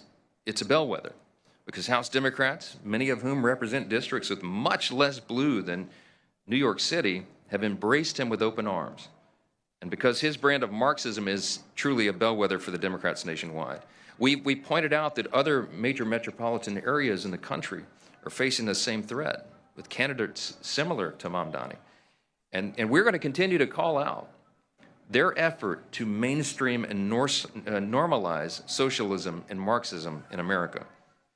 Working families watching this play out have a right to know that socialism and communism are not just confined in New York City. They are quickly coming to a town near you unless you stand up and let your voice of common sense be heard. While Democrats hitch their wagon to the socialist agenda, Republicans are going to continue to act in good faith on behalf of hardworking Americans. And we will remind a new generation of Americans about the painful and inescapable realities of history. We'll have much more to say about this in the days ahead. There were no surprises last night. I'll just summarize on the election, and then I'll yield to some of our sophomore stars here. There's no surprises. What happened last night was blue states and blue cities voted blue. We all saw that coming. And no one should read too much into last night's election results. Off-year elections are not indicative of what's to come. That's what history teaches us. By the way, it's worthy of note that Zohran Mamdani himself only received a little over 1 million votes, 1,036,000 votes. There are 8.3 million residents in New York City. 8.5 million actually is the number, I think. So about 12% of the city voted to turn their city over to the communists. We'll see how that works out. The lesson is that common sense Americans have to stay informed, you have to stay engaged, and you have to vote and let your voice be heard. But back to the urgent issue of this moment. Unlike our Democrat friends, Republicans know there's no prize for the milestone we've hit today. No one wins in a government shutdown. We pray that Democrats wake up to that truth very soon. We are very hopeful that they will come to their senses and help us to reopen the government. Remember, it's about math. We have to have 60 votes in the Senate, and we only have 53 Republicans. The entire country is waiting and calling on Democrats to put their political fight aside and open the government.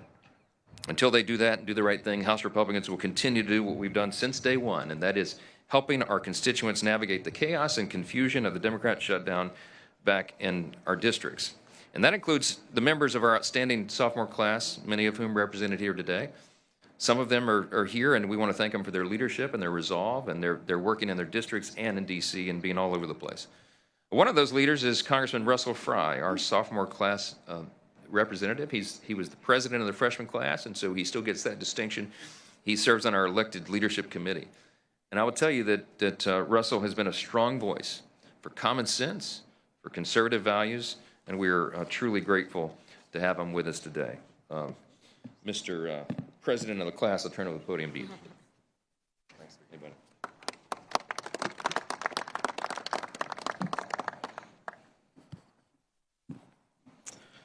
In this world, few things are certain other than death, taxes, and Democrats saying one thing and doing another.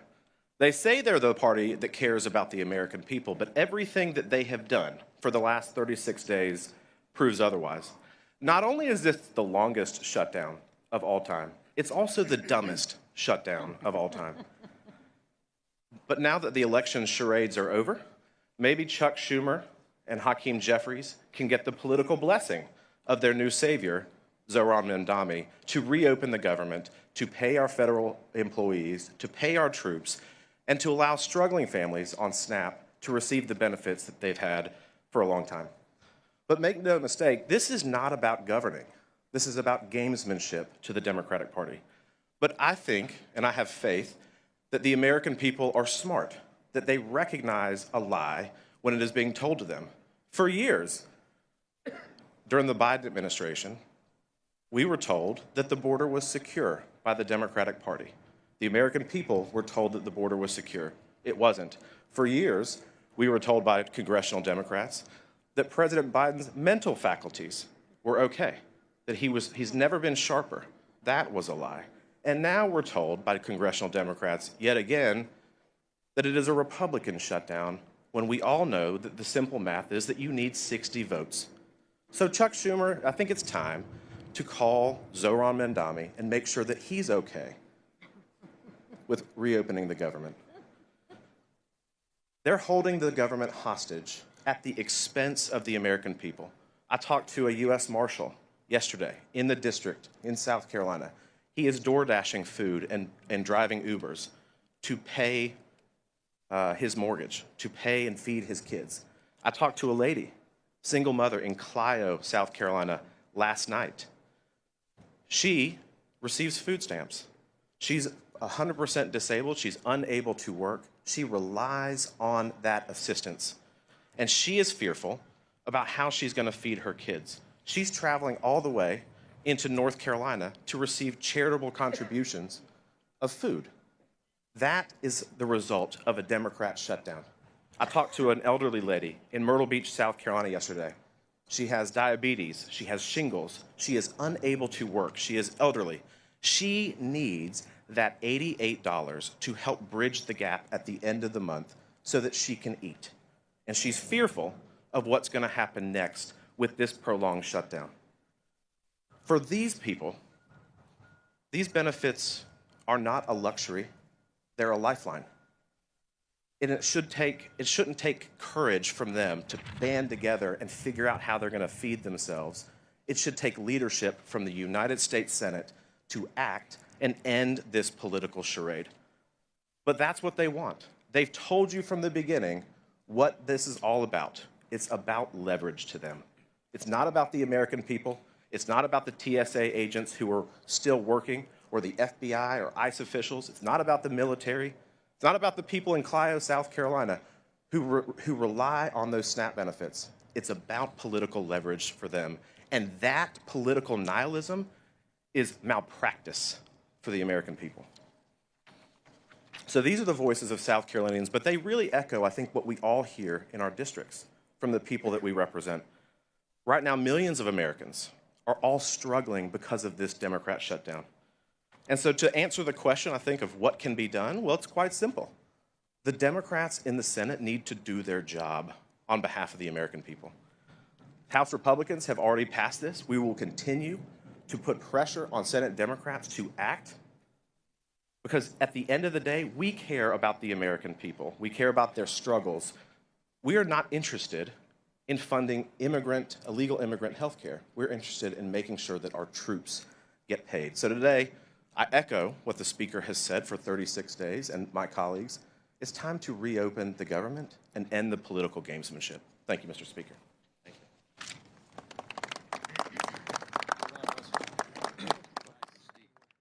Was at that news conference on the steps of the Capitol earlier today. House Republican leadership speaking on this day 36 of the government shutdown. Meanwhile, as the government shutdown continues, it's leaving nonprofits here in Central Florida and across the country with a lot of questions about what's going to happen. Obviously, we've talked about the SNAP benefits expiring. We talked about how the Trump administration says it's going to pay out half of them for the month of November. But a lot of questions yesterday when President Trump posted on Truth Social threatening to withhold those payments if the government was not reopened. The White House press secretary kind of clarified those comments later and said they are complying with the ruling and will pay out those benefits, but that it's going to take some time for people to get those checks. Between the SNAP benefits funding in limbo and currently cut, and a lot of federal workers not getting paychecks, we know that there are food banks and food pantries all around the region that are struggling to keep food on the shelves because of the increased need. So many more families needing that extra help to feed their families. And so Fox 35 associate producer Reina Nieves spoke yesterday with Matthew's Hope, which is a nonprofit based out of Winter Garden. They talked about what they are struggling with. They are on track to run out of supplies within 2 weeks. They are having trouble keeping food on their shelves just because of the increased need for what they do. Here is what that group's founder told us yesterday about their situation and some of the uncertainty that surrounds it. I guess we plan for the worst and we hope for the best. You know, we're not getting any real answers. And the challenge is that the need is just huge. And the sad part is the people that are being hurt the most are children, the elderly, and the disabled. Do I believe that there's some fraud and stuff like that? Oh, yes, I do. But I think it's been proven to be pretty insignificant when you compare cutting off who takes the bulk of those benefits. I understand. I was told that, correct me if I'm wrong, but 15% of people are being affected in this. No. What's happening, the 15% is typically if someone is good at budgeting, SNAP benefits will cover about 85% of your needs if you budget them well. I see. We're used to supplementing that 15% to make sure they have enough for the month. Mm-hmm. With this being gone, for us to try to take on 100%, and we've got 1,000 touches a week, I just don't know how we're going to do that. Money doesn't grow on trees and food doesn't just show up. I understand. So what kind of items are running out the fastest now, and how can people help? We are running out. We've already seen the homeless population explode this year over and above everything else I've ever seen in 20 years of doing this kind of work. So we've already have numbers that are putting stress and strain on the organization as a whole financially. But when you throw in the SNAP benefit issues, what we're going through is a lot of protein drinks because a lot of these folks have health issues and we got to get their protein up. We go through a lot of single serve Spam, Vienna sausages. You know, when you serve the homeless, homelessness and poverty are two different things. My folks don't have the ability to cook, get hot water, store what they didn't eat. So we need single serve, pop top, pre-cooked types of items. But we're looking for things that are high in protein whenever possible. And those type of meat items and the protein drinks is the best we can do there. I see. And are you hearing from people that are affected right now? What are they saying? They're scared. I mean, I will tell you that the mental health level, the anxiety level of the homeless was already at an all-time high because we've made it illegal to sleep outside. So they're not getting proper rest, and that level of anxiety is high anyhow. Now they're sitting there going, I'm not going to be able to get food, you know. And again, the food that someone would get from Second Harvest, that's more geared towards poverty. They can cook it, they can prepare it, they can store it, they can put away the leftovers. With us, that's not fear. Some of what the experts and those on the ground saying they are hearing from the folks they work with in their ministries. We've got to take a break here on Fox 35 News Plus, but we'll be right back with more after this.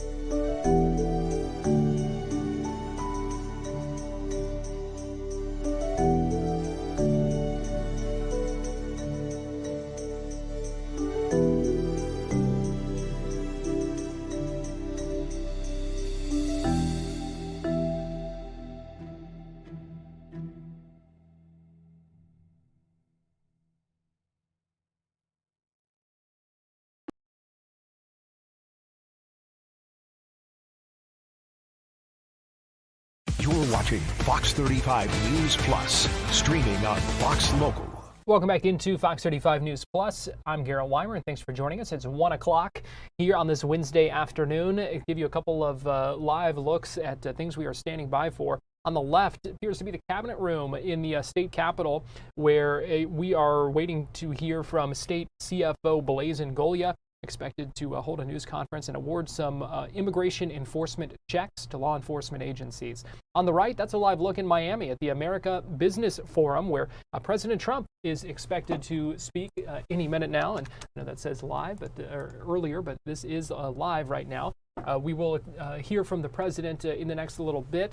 He has landed in Miami on his way to that forum where he's supposed to talk about the economy. All of this comes on the day that the Supreme Court earlier heard oral arguments about whether Trump has the power to kind of unilaterally impose tariffs against other countries. And also on the day after an election where we saw Democrats win a number of high-profile races across the country with affordability and the economy as high issues on the list of voters' concerns, according to exit polling. So a couple of things that we are watching there that we will try to bring you live here on Fox 35 News Plus. We were, before we went to break, we were talking about the impact on food pantries here in Central Florida as the government shutdown continues and kind of puts in limbo some of the funding that helps people put food on the table. Hearing from Matthew's Hope Ministries, which works with the homeless, and they say they are expected to run out of supplies in a couple of weeks because of the increased need. I want to go back to that interview with the founder and CEO speaking with Fox 35 associate producer Reina Nieves yesterday. With us, that's not possible. So literally, we're distributing food to people throughout the week to fill their need. But again, that was only about 15% of their need. When all of a sudden you multiply that by, I haven't done the math, what is it, 6 times? Mm-hmm. Where does Matthew's Hope suddenly get 6 times its financing, 6 times its, I will tell you this, the general public has been moving. They're coming through so far. The challenge is most of our donors, only 6.2% of our $15 million budget comes from taxpayer funds.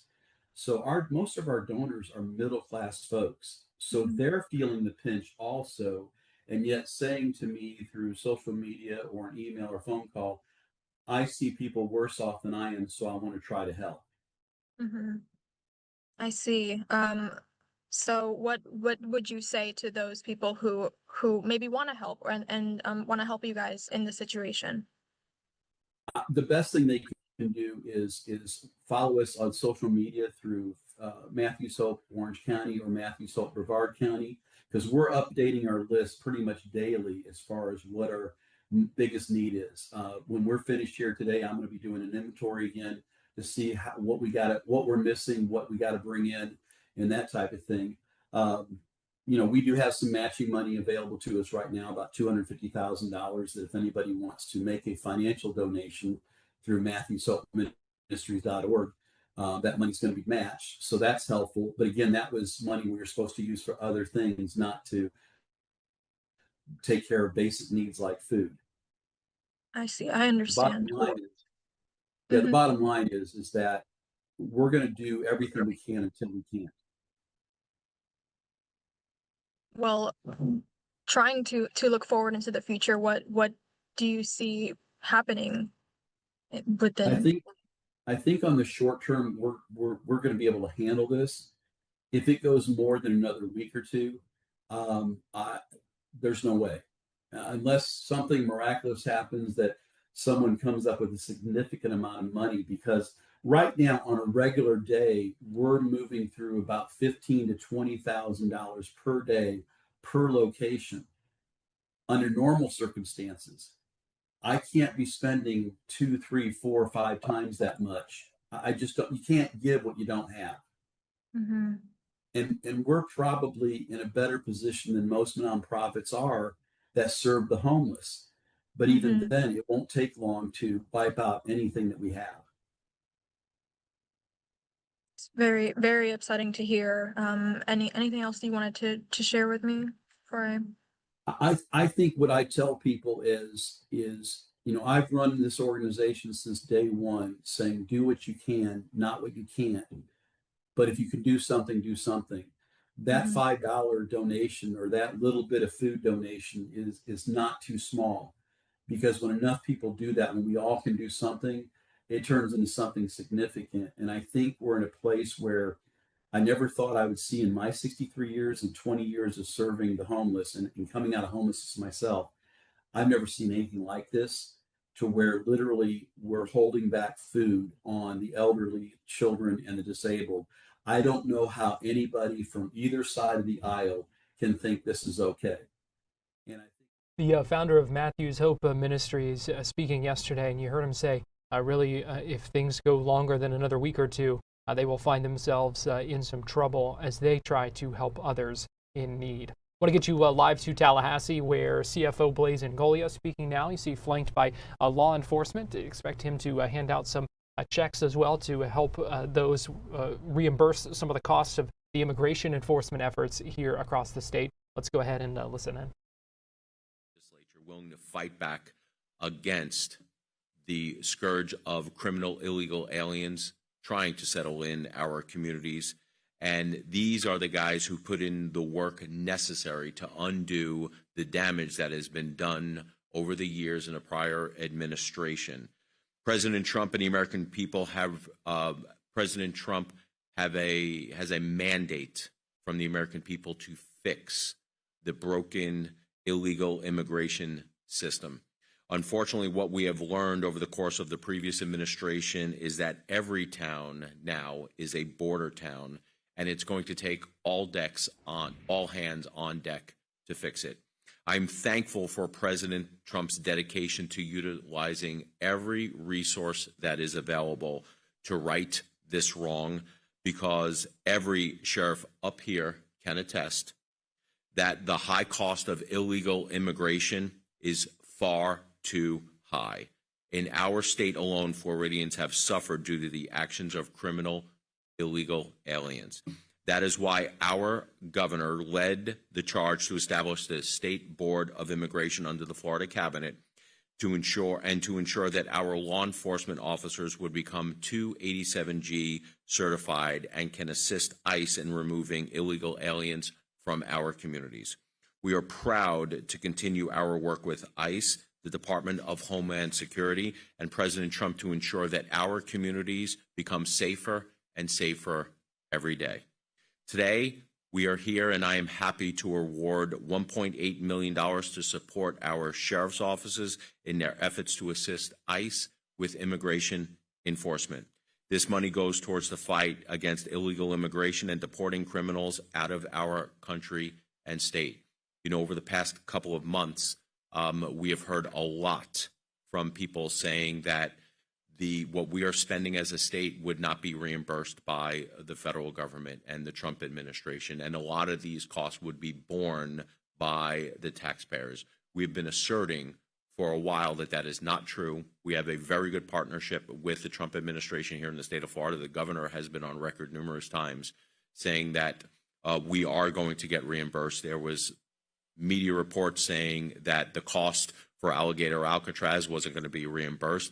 I think that has been proven not to be true. These guys are spending a lot of time and resources in their communities, training their people, and we are making sure that we are reimbursing them and giving them money that they need and deserve in order to fulfill that critical mission of keeping our communities safe and making sure that we are keeping our communities free from criminal aliens that are settling in our communities. The funds awarded today are through the State Board of Immigration Enforcement and are reimbursements for those 287G training programs and equipment necessary to assist ICE in the enforcement of immigration laws, in addition to bonuses for the officers that are 287G certified and are assisting in those 287G operations. So what we're going to do right now is we are going to start awarding these checks to the sheriffs and police chief. So the way we're going to do this, we will call up one with the amount. We will take a picture and then we'll call the next one up, take a picture. At the end, we're going to take a group picture, and then we'll make some remarks, and then we'll call up some speakers to speak on the issue. So the first award today is for our Taylor County Sheriff's Office in the amount of $991,279. Sheriff Padgett.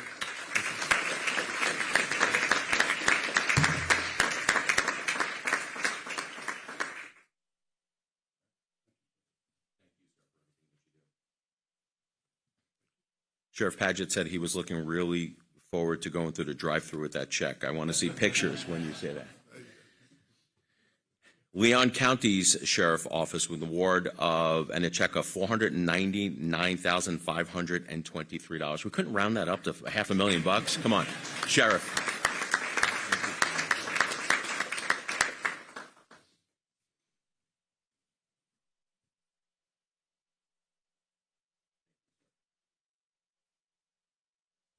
Next up, Suwannee County Sheriff's Office, total of $212,376. Sheriff St. John.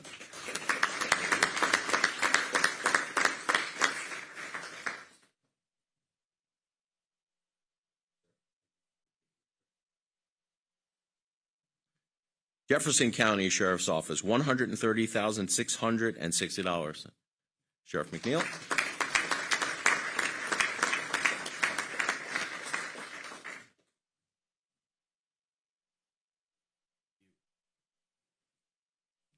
And the Chattahoochee Police Department, $30,440.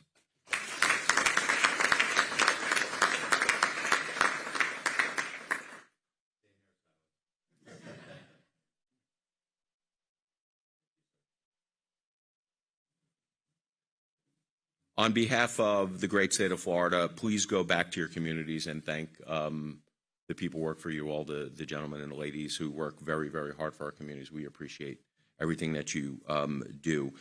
Your hard work does not go unnoticed. I mean, I think it's safe to say that over the years we have a fondness and affinity for law enforcement and people who put their lives on the line every day. And I know because of the previous administration that you guys are working double time and overtime in order to keep our community safe. And we recognize that. We are asking you guys for a heavy lift, and I know that you guys are up to the challenge. So we appreciate everything that you do. You guys deserve every ounce of accolades and praise that you do keeping our community safe. So we appreciate you for that. These guys and the people who work underneath them are the real heroes when it comes to this.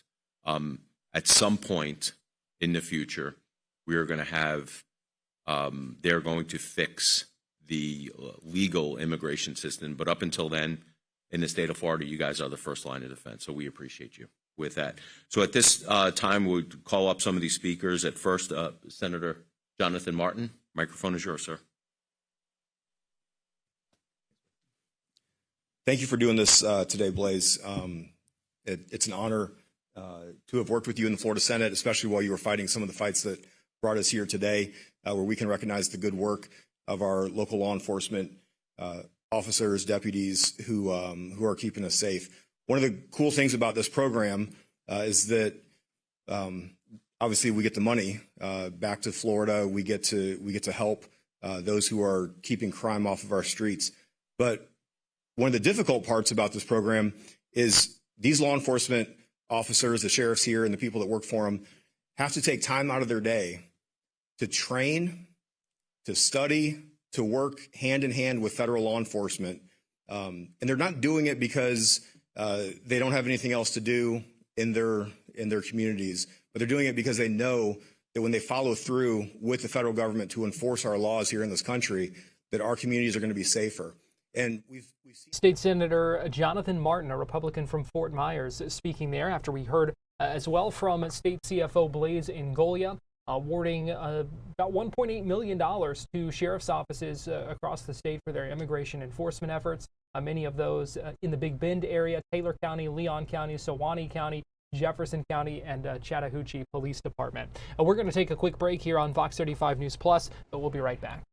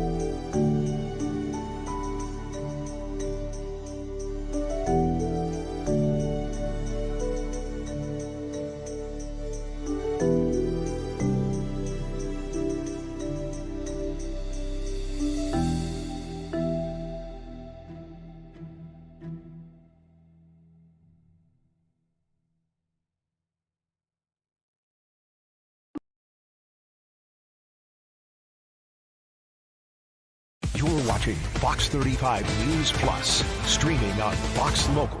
Welcome back in.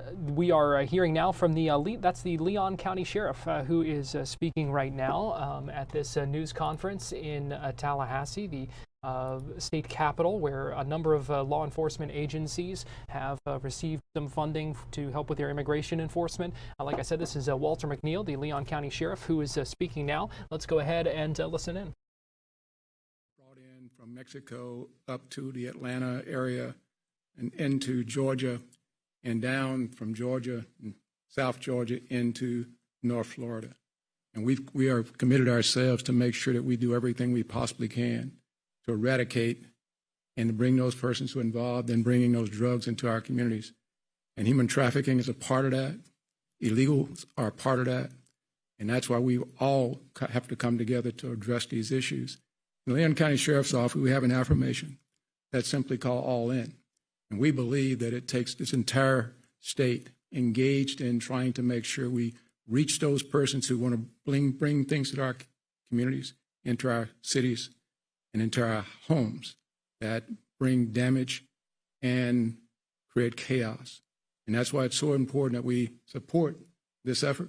And we gladly accept the funds we receive back as relates to trying to make sure that we keep our communities safe. So thank you, sir. And thank the people of the state of Florida. Thank you, Sheriff.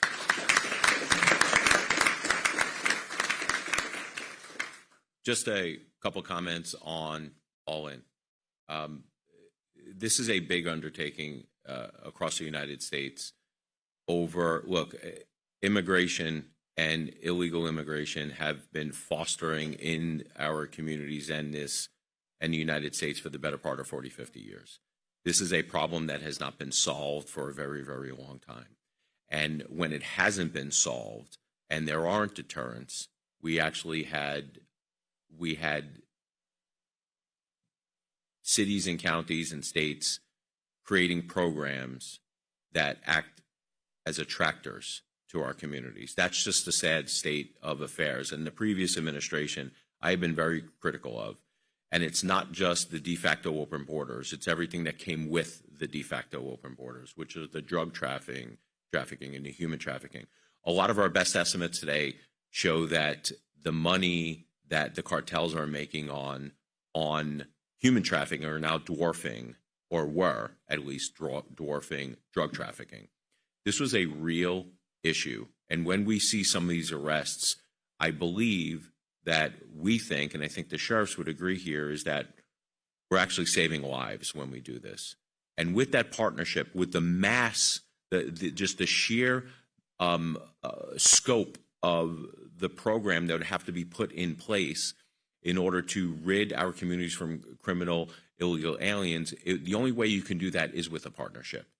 Because we know the federal government does not have the resources, do not have the community ties in order to do this themselves. So they need our boots on the ground law enforcement officers in order to do this. That's why I'm very thankful for the Trump administration to keep their promises and make sure that if we are going to lay out the resources here to become good partners, that they are good partners in return, and make sure that they are making our law enforcement and our state whole for the money that we are laying out. This is not a problem that the Trump administration created, but it is a problem that the Trump administration and our Governor Ron DeSantis are trying to solve. And to solve that problem, you need a lot of leadership, and you need a lot of will, desire, political leadership, because there are going to be people who are going to be against it, but also a lot of money in order to effectuate a lot of these removals. So we are thankful for our partnership with the federal government. I am thankful for the leadership of President Trump. I am thankful for the leadership of Ron DeSantis, but I couldn't be more thankful for the men and women in our communities who are putting their lives on the line every day, day and night and day, keeping our communities safe. So with that, again, please thank everyone in our communities for everything that you do. We appreciate that. If there's any questions, more than happy to answer them at this time. Yes, sir.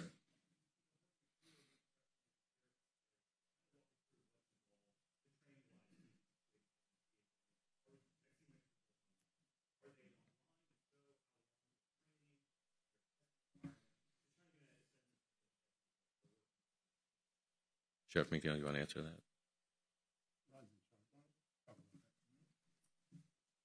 Just state your name for everyone. Sure. Good afternoon. I'm Ron Cave, Undersheriff at Leon County Sheriff's Office. And there's, depending on what type of 287G component you have, because there's a detention component and there's also an enforcement component. So depending on what realm you're asking in. But to answer your question directly, both. There's in-person and online training.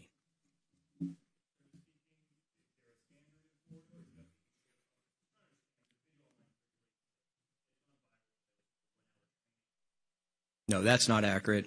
And there is a standard, there's a federal standard that all sheriff's office and police agencies have to use.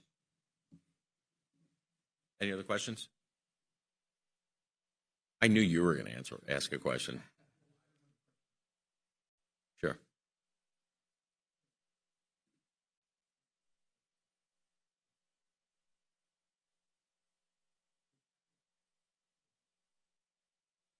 Mm-hmm.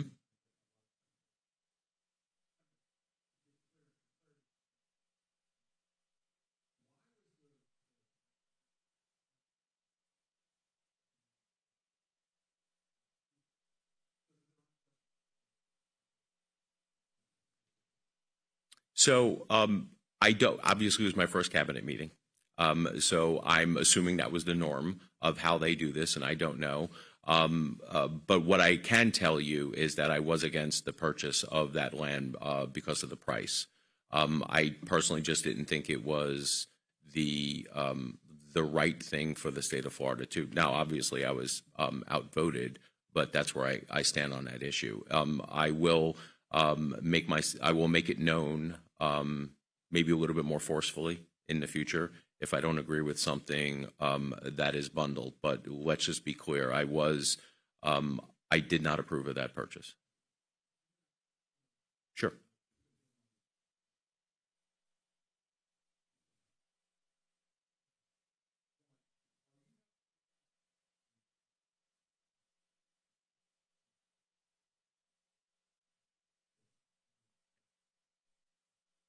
On property tax relief you're talking about?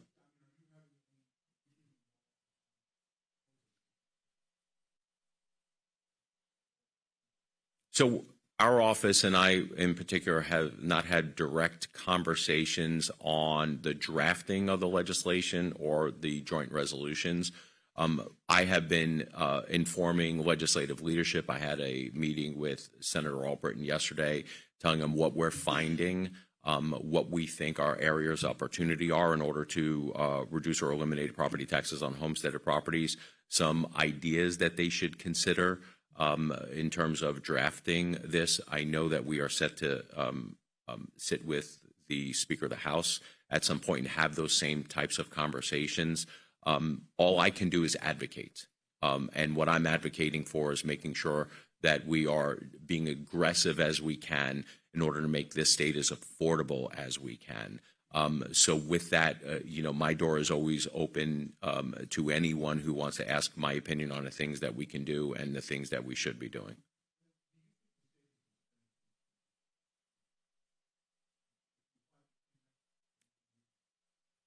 It's almost like you set me up for that question there, Garrett.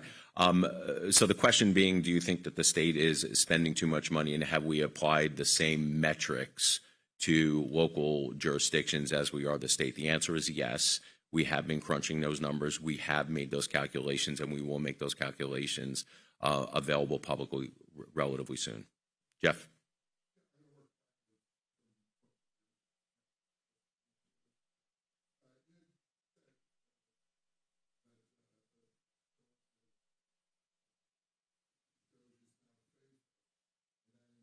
No, that's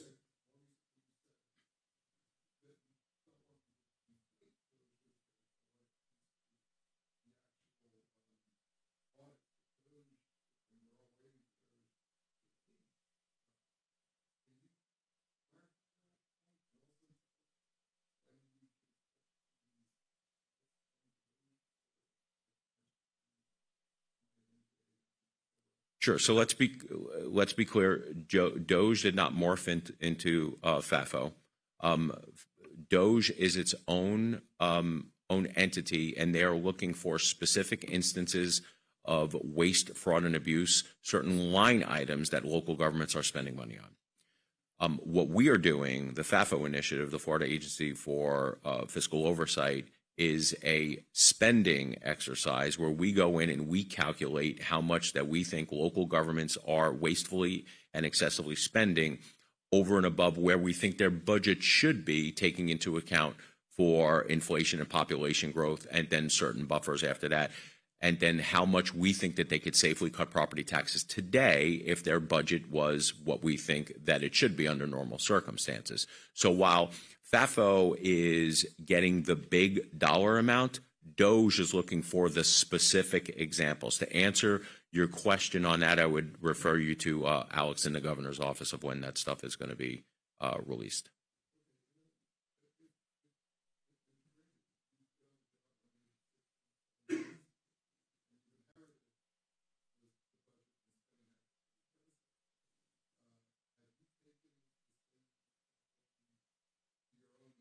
It's almost like you guys are setting me up for these questions. The answer is yes, and we will be revealing that relatively soon also.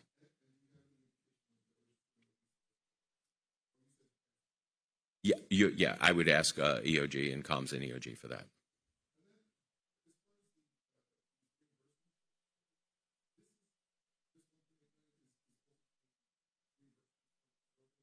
Yes, including bonuses.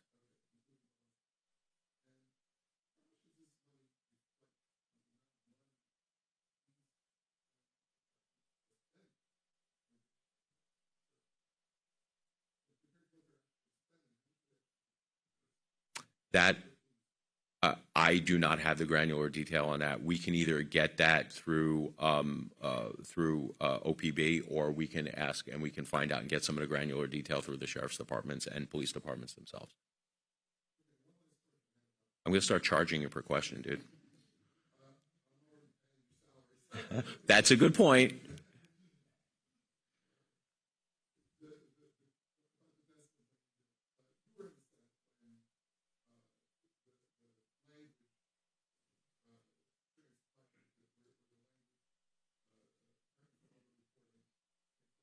Mm-hmm.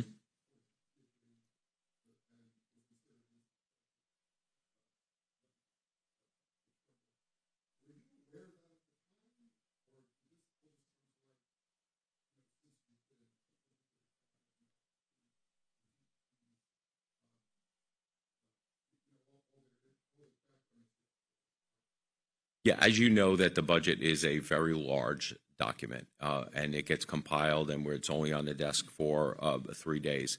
I was not aware of the specifics regarding that land deal put in the budget. I don't agree with the way it was put in the budget. If I was aware, I probably would have raised an objection sooner. So for that reason, legislatively, I would have been against it. As a cabinet member, I was against it because I did not think it was an appropriate purchase for the state. Any other questions? Guys, thank you. Appreciate you guys. Gentlemen, thank you for everything. State CFO Blaise Ngolia answering a number of questions there after giving checks of about $1.8 million to sheriff's offices for their illegal immigration enforcement efforts. We're going to take a break here on Fox 35 News Plus, but we'll be right back.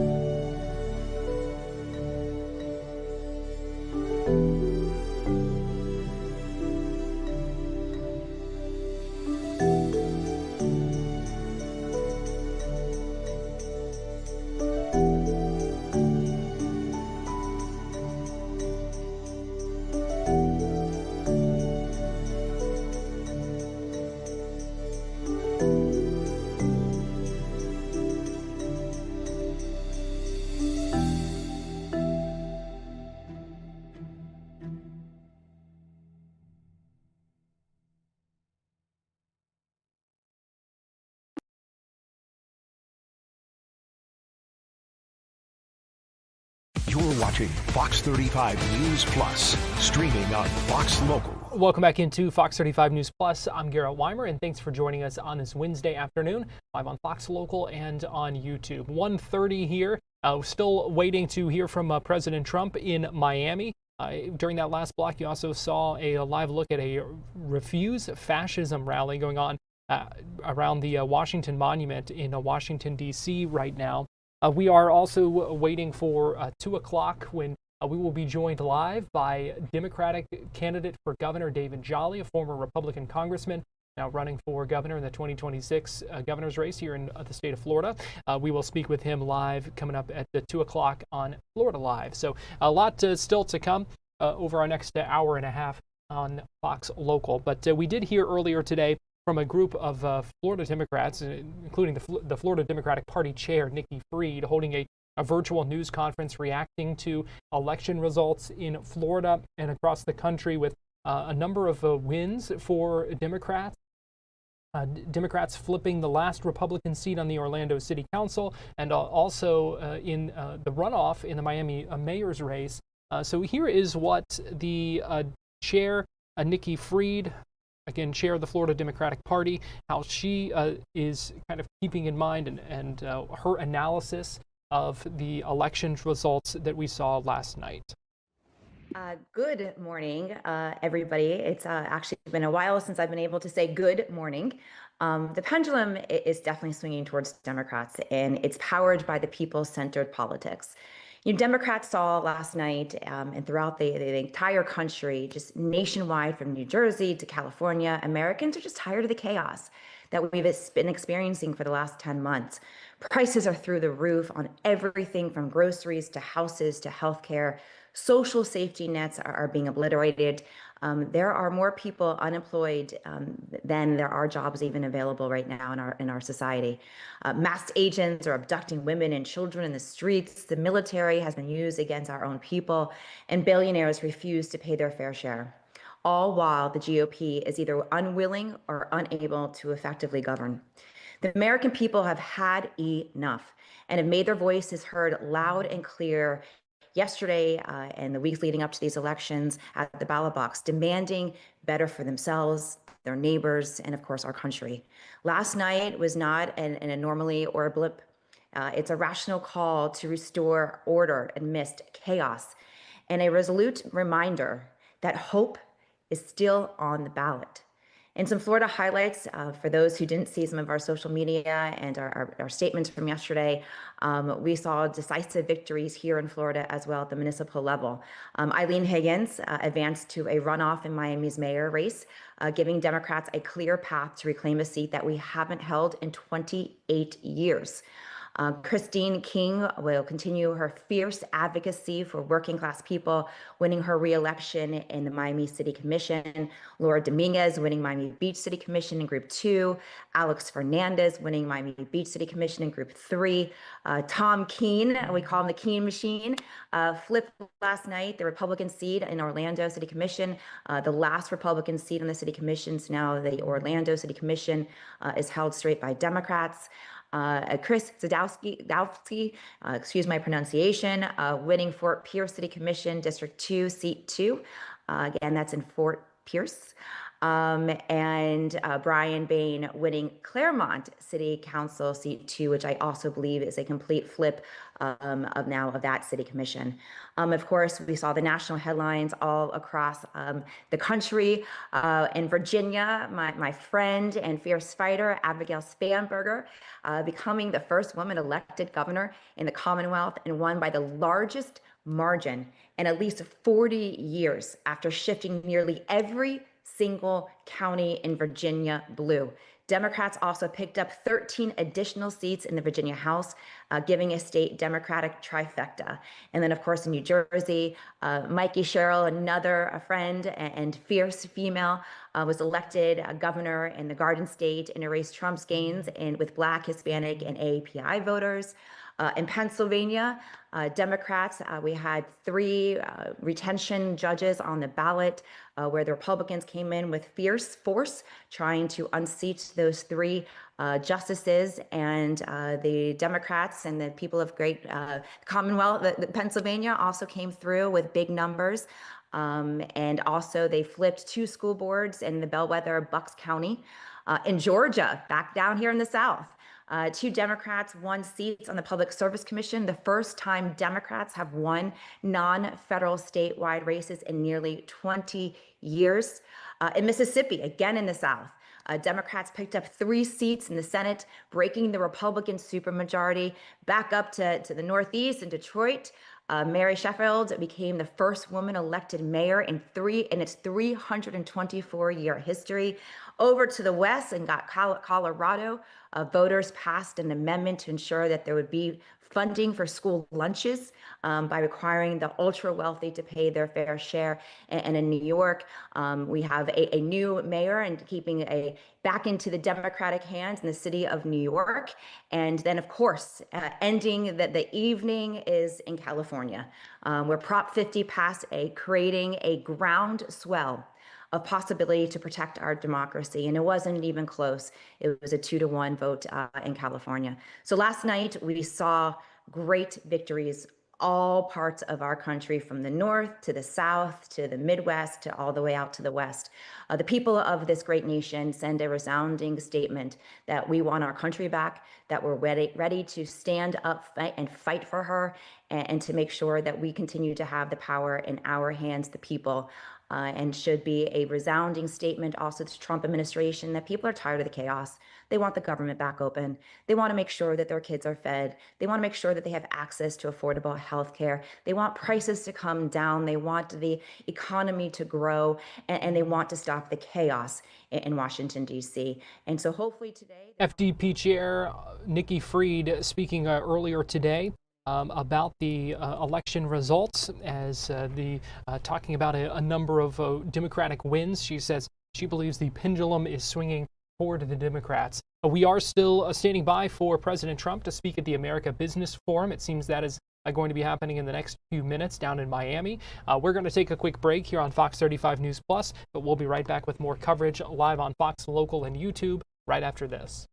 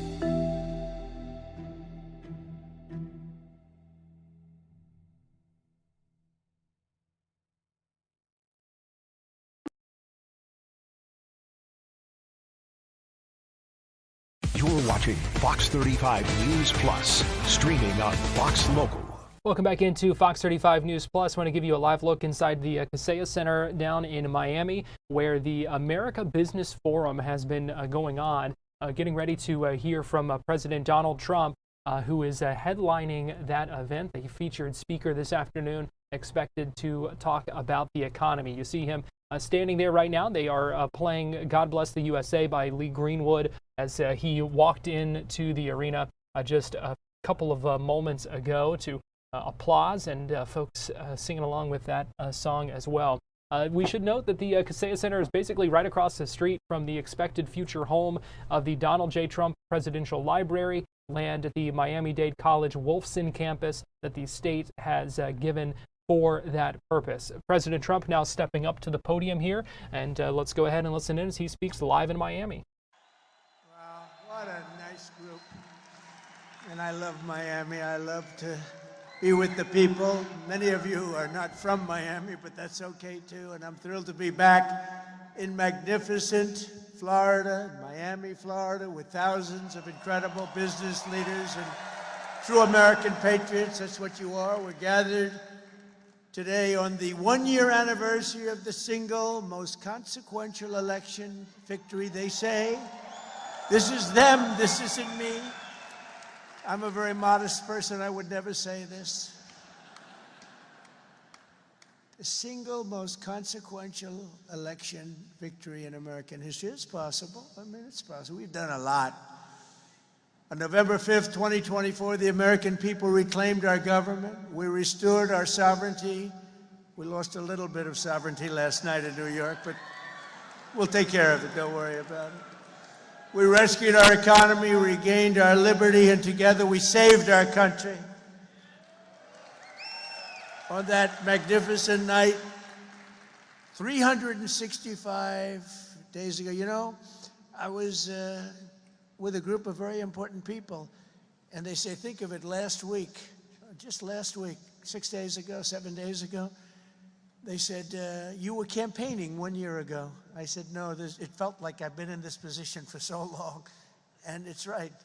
At that point, 1 year ago, I was actually campaigning. We did the McDonald's shot. Remember the McDonald's shot? We did the garbage truck shot. And actually, the McDonald's one was the biggest hit in the history of Google. Can you believe that? Number one, the garbage truck did well, but not as well. I guess there's something about McDonald's, right? But it worked, and we won a tremendous election. We won all 7 swing states. We won the great state of Florida, by the way, by 1.4 million votes, which is unprecedented. Biggest victory ever in Florida, including an 11-point victory right here in a place called Miami-Dade County. We won the popular vote for the first time of any Republican in many decades. We won the Electoral College 312 to 226. And we won 86% of the counties in America. That's a big one. 2,700 to 525. I'd say that's called a landslide, right? We got more votes from African Americans than any Republican candidate in history. We also won a record share of votes from the incredible Hispanic American community. There might be a couple of us left. Biggest vote in history. And above all, we won a resounding mandate to make America great again, which is what we're doing.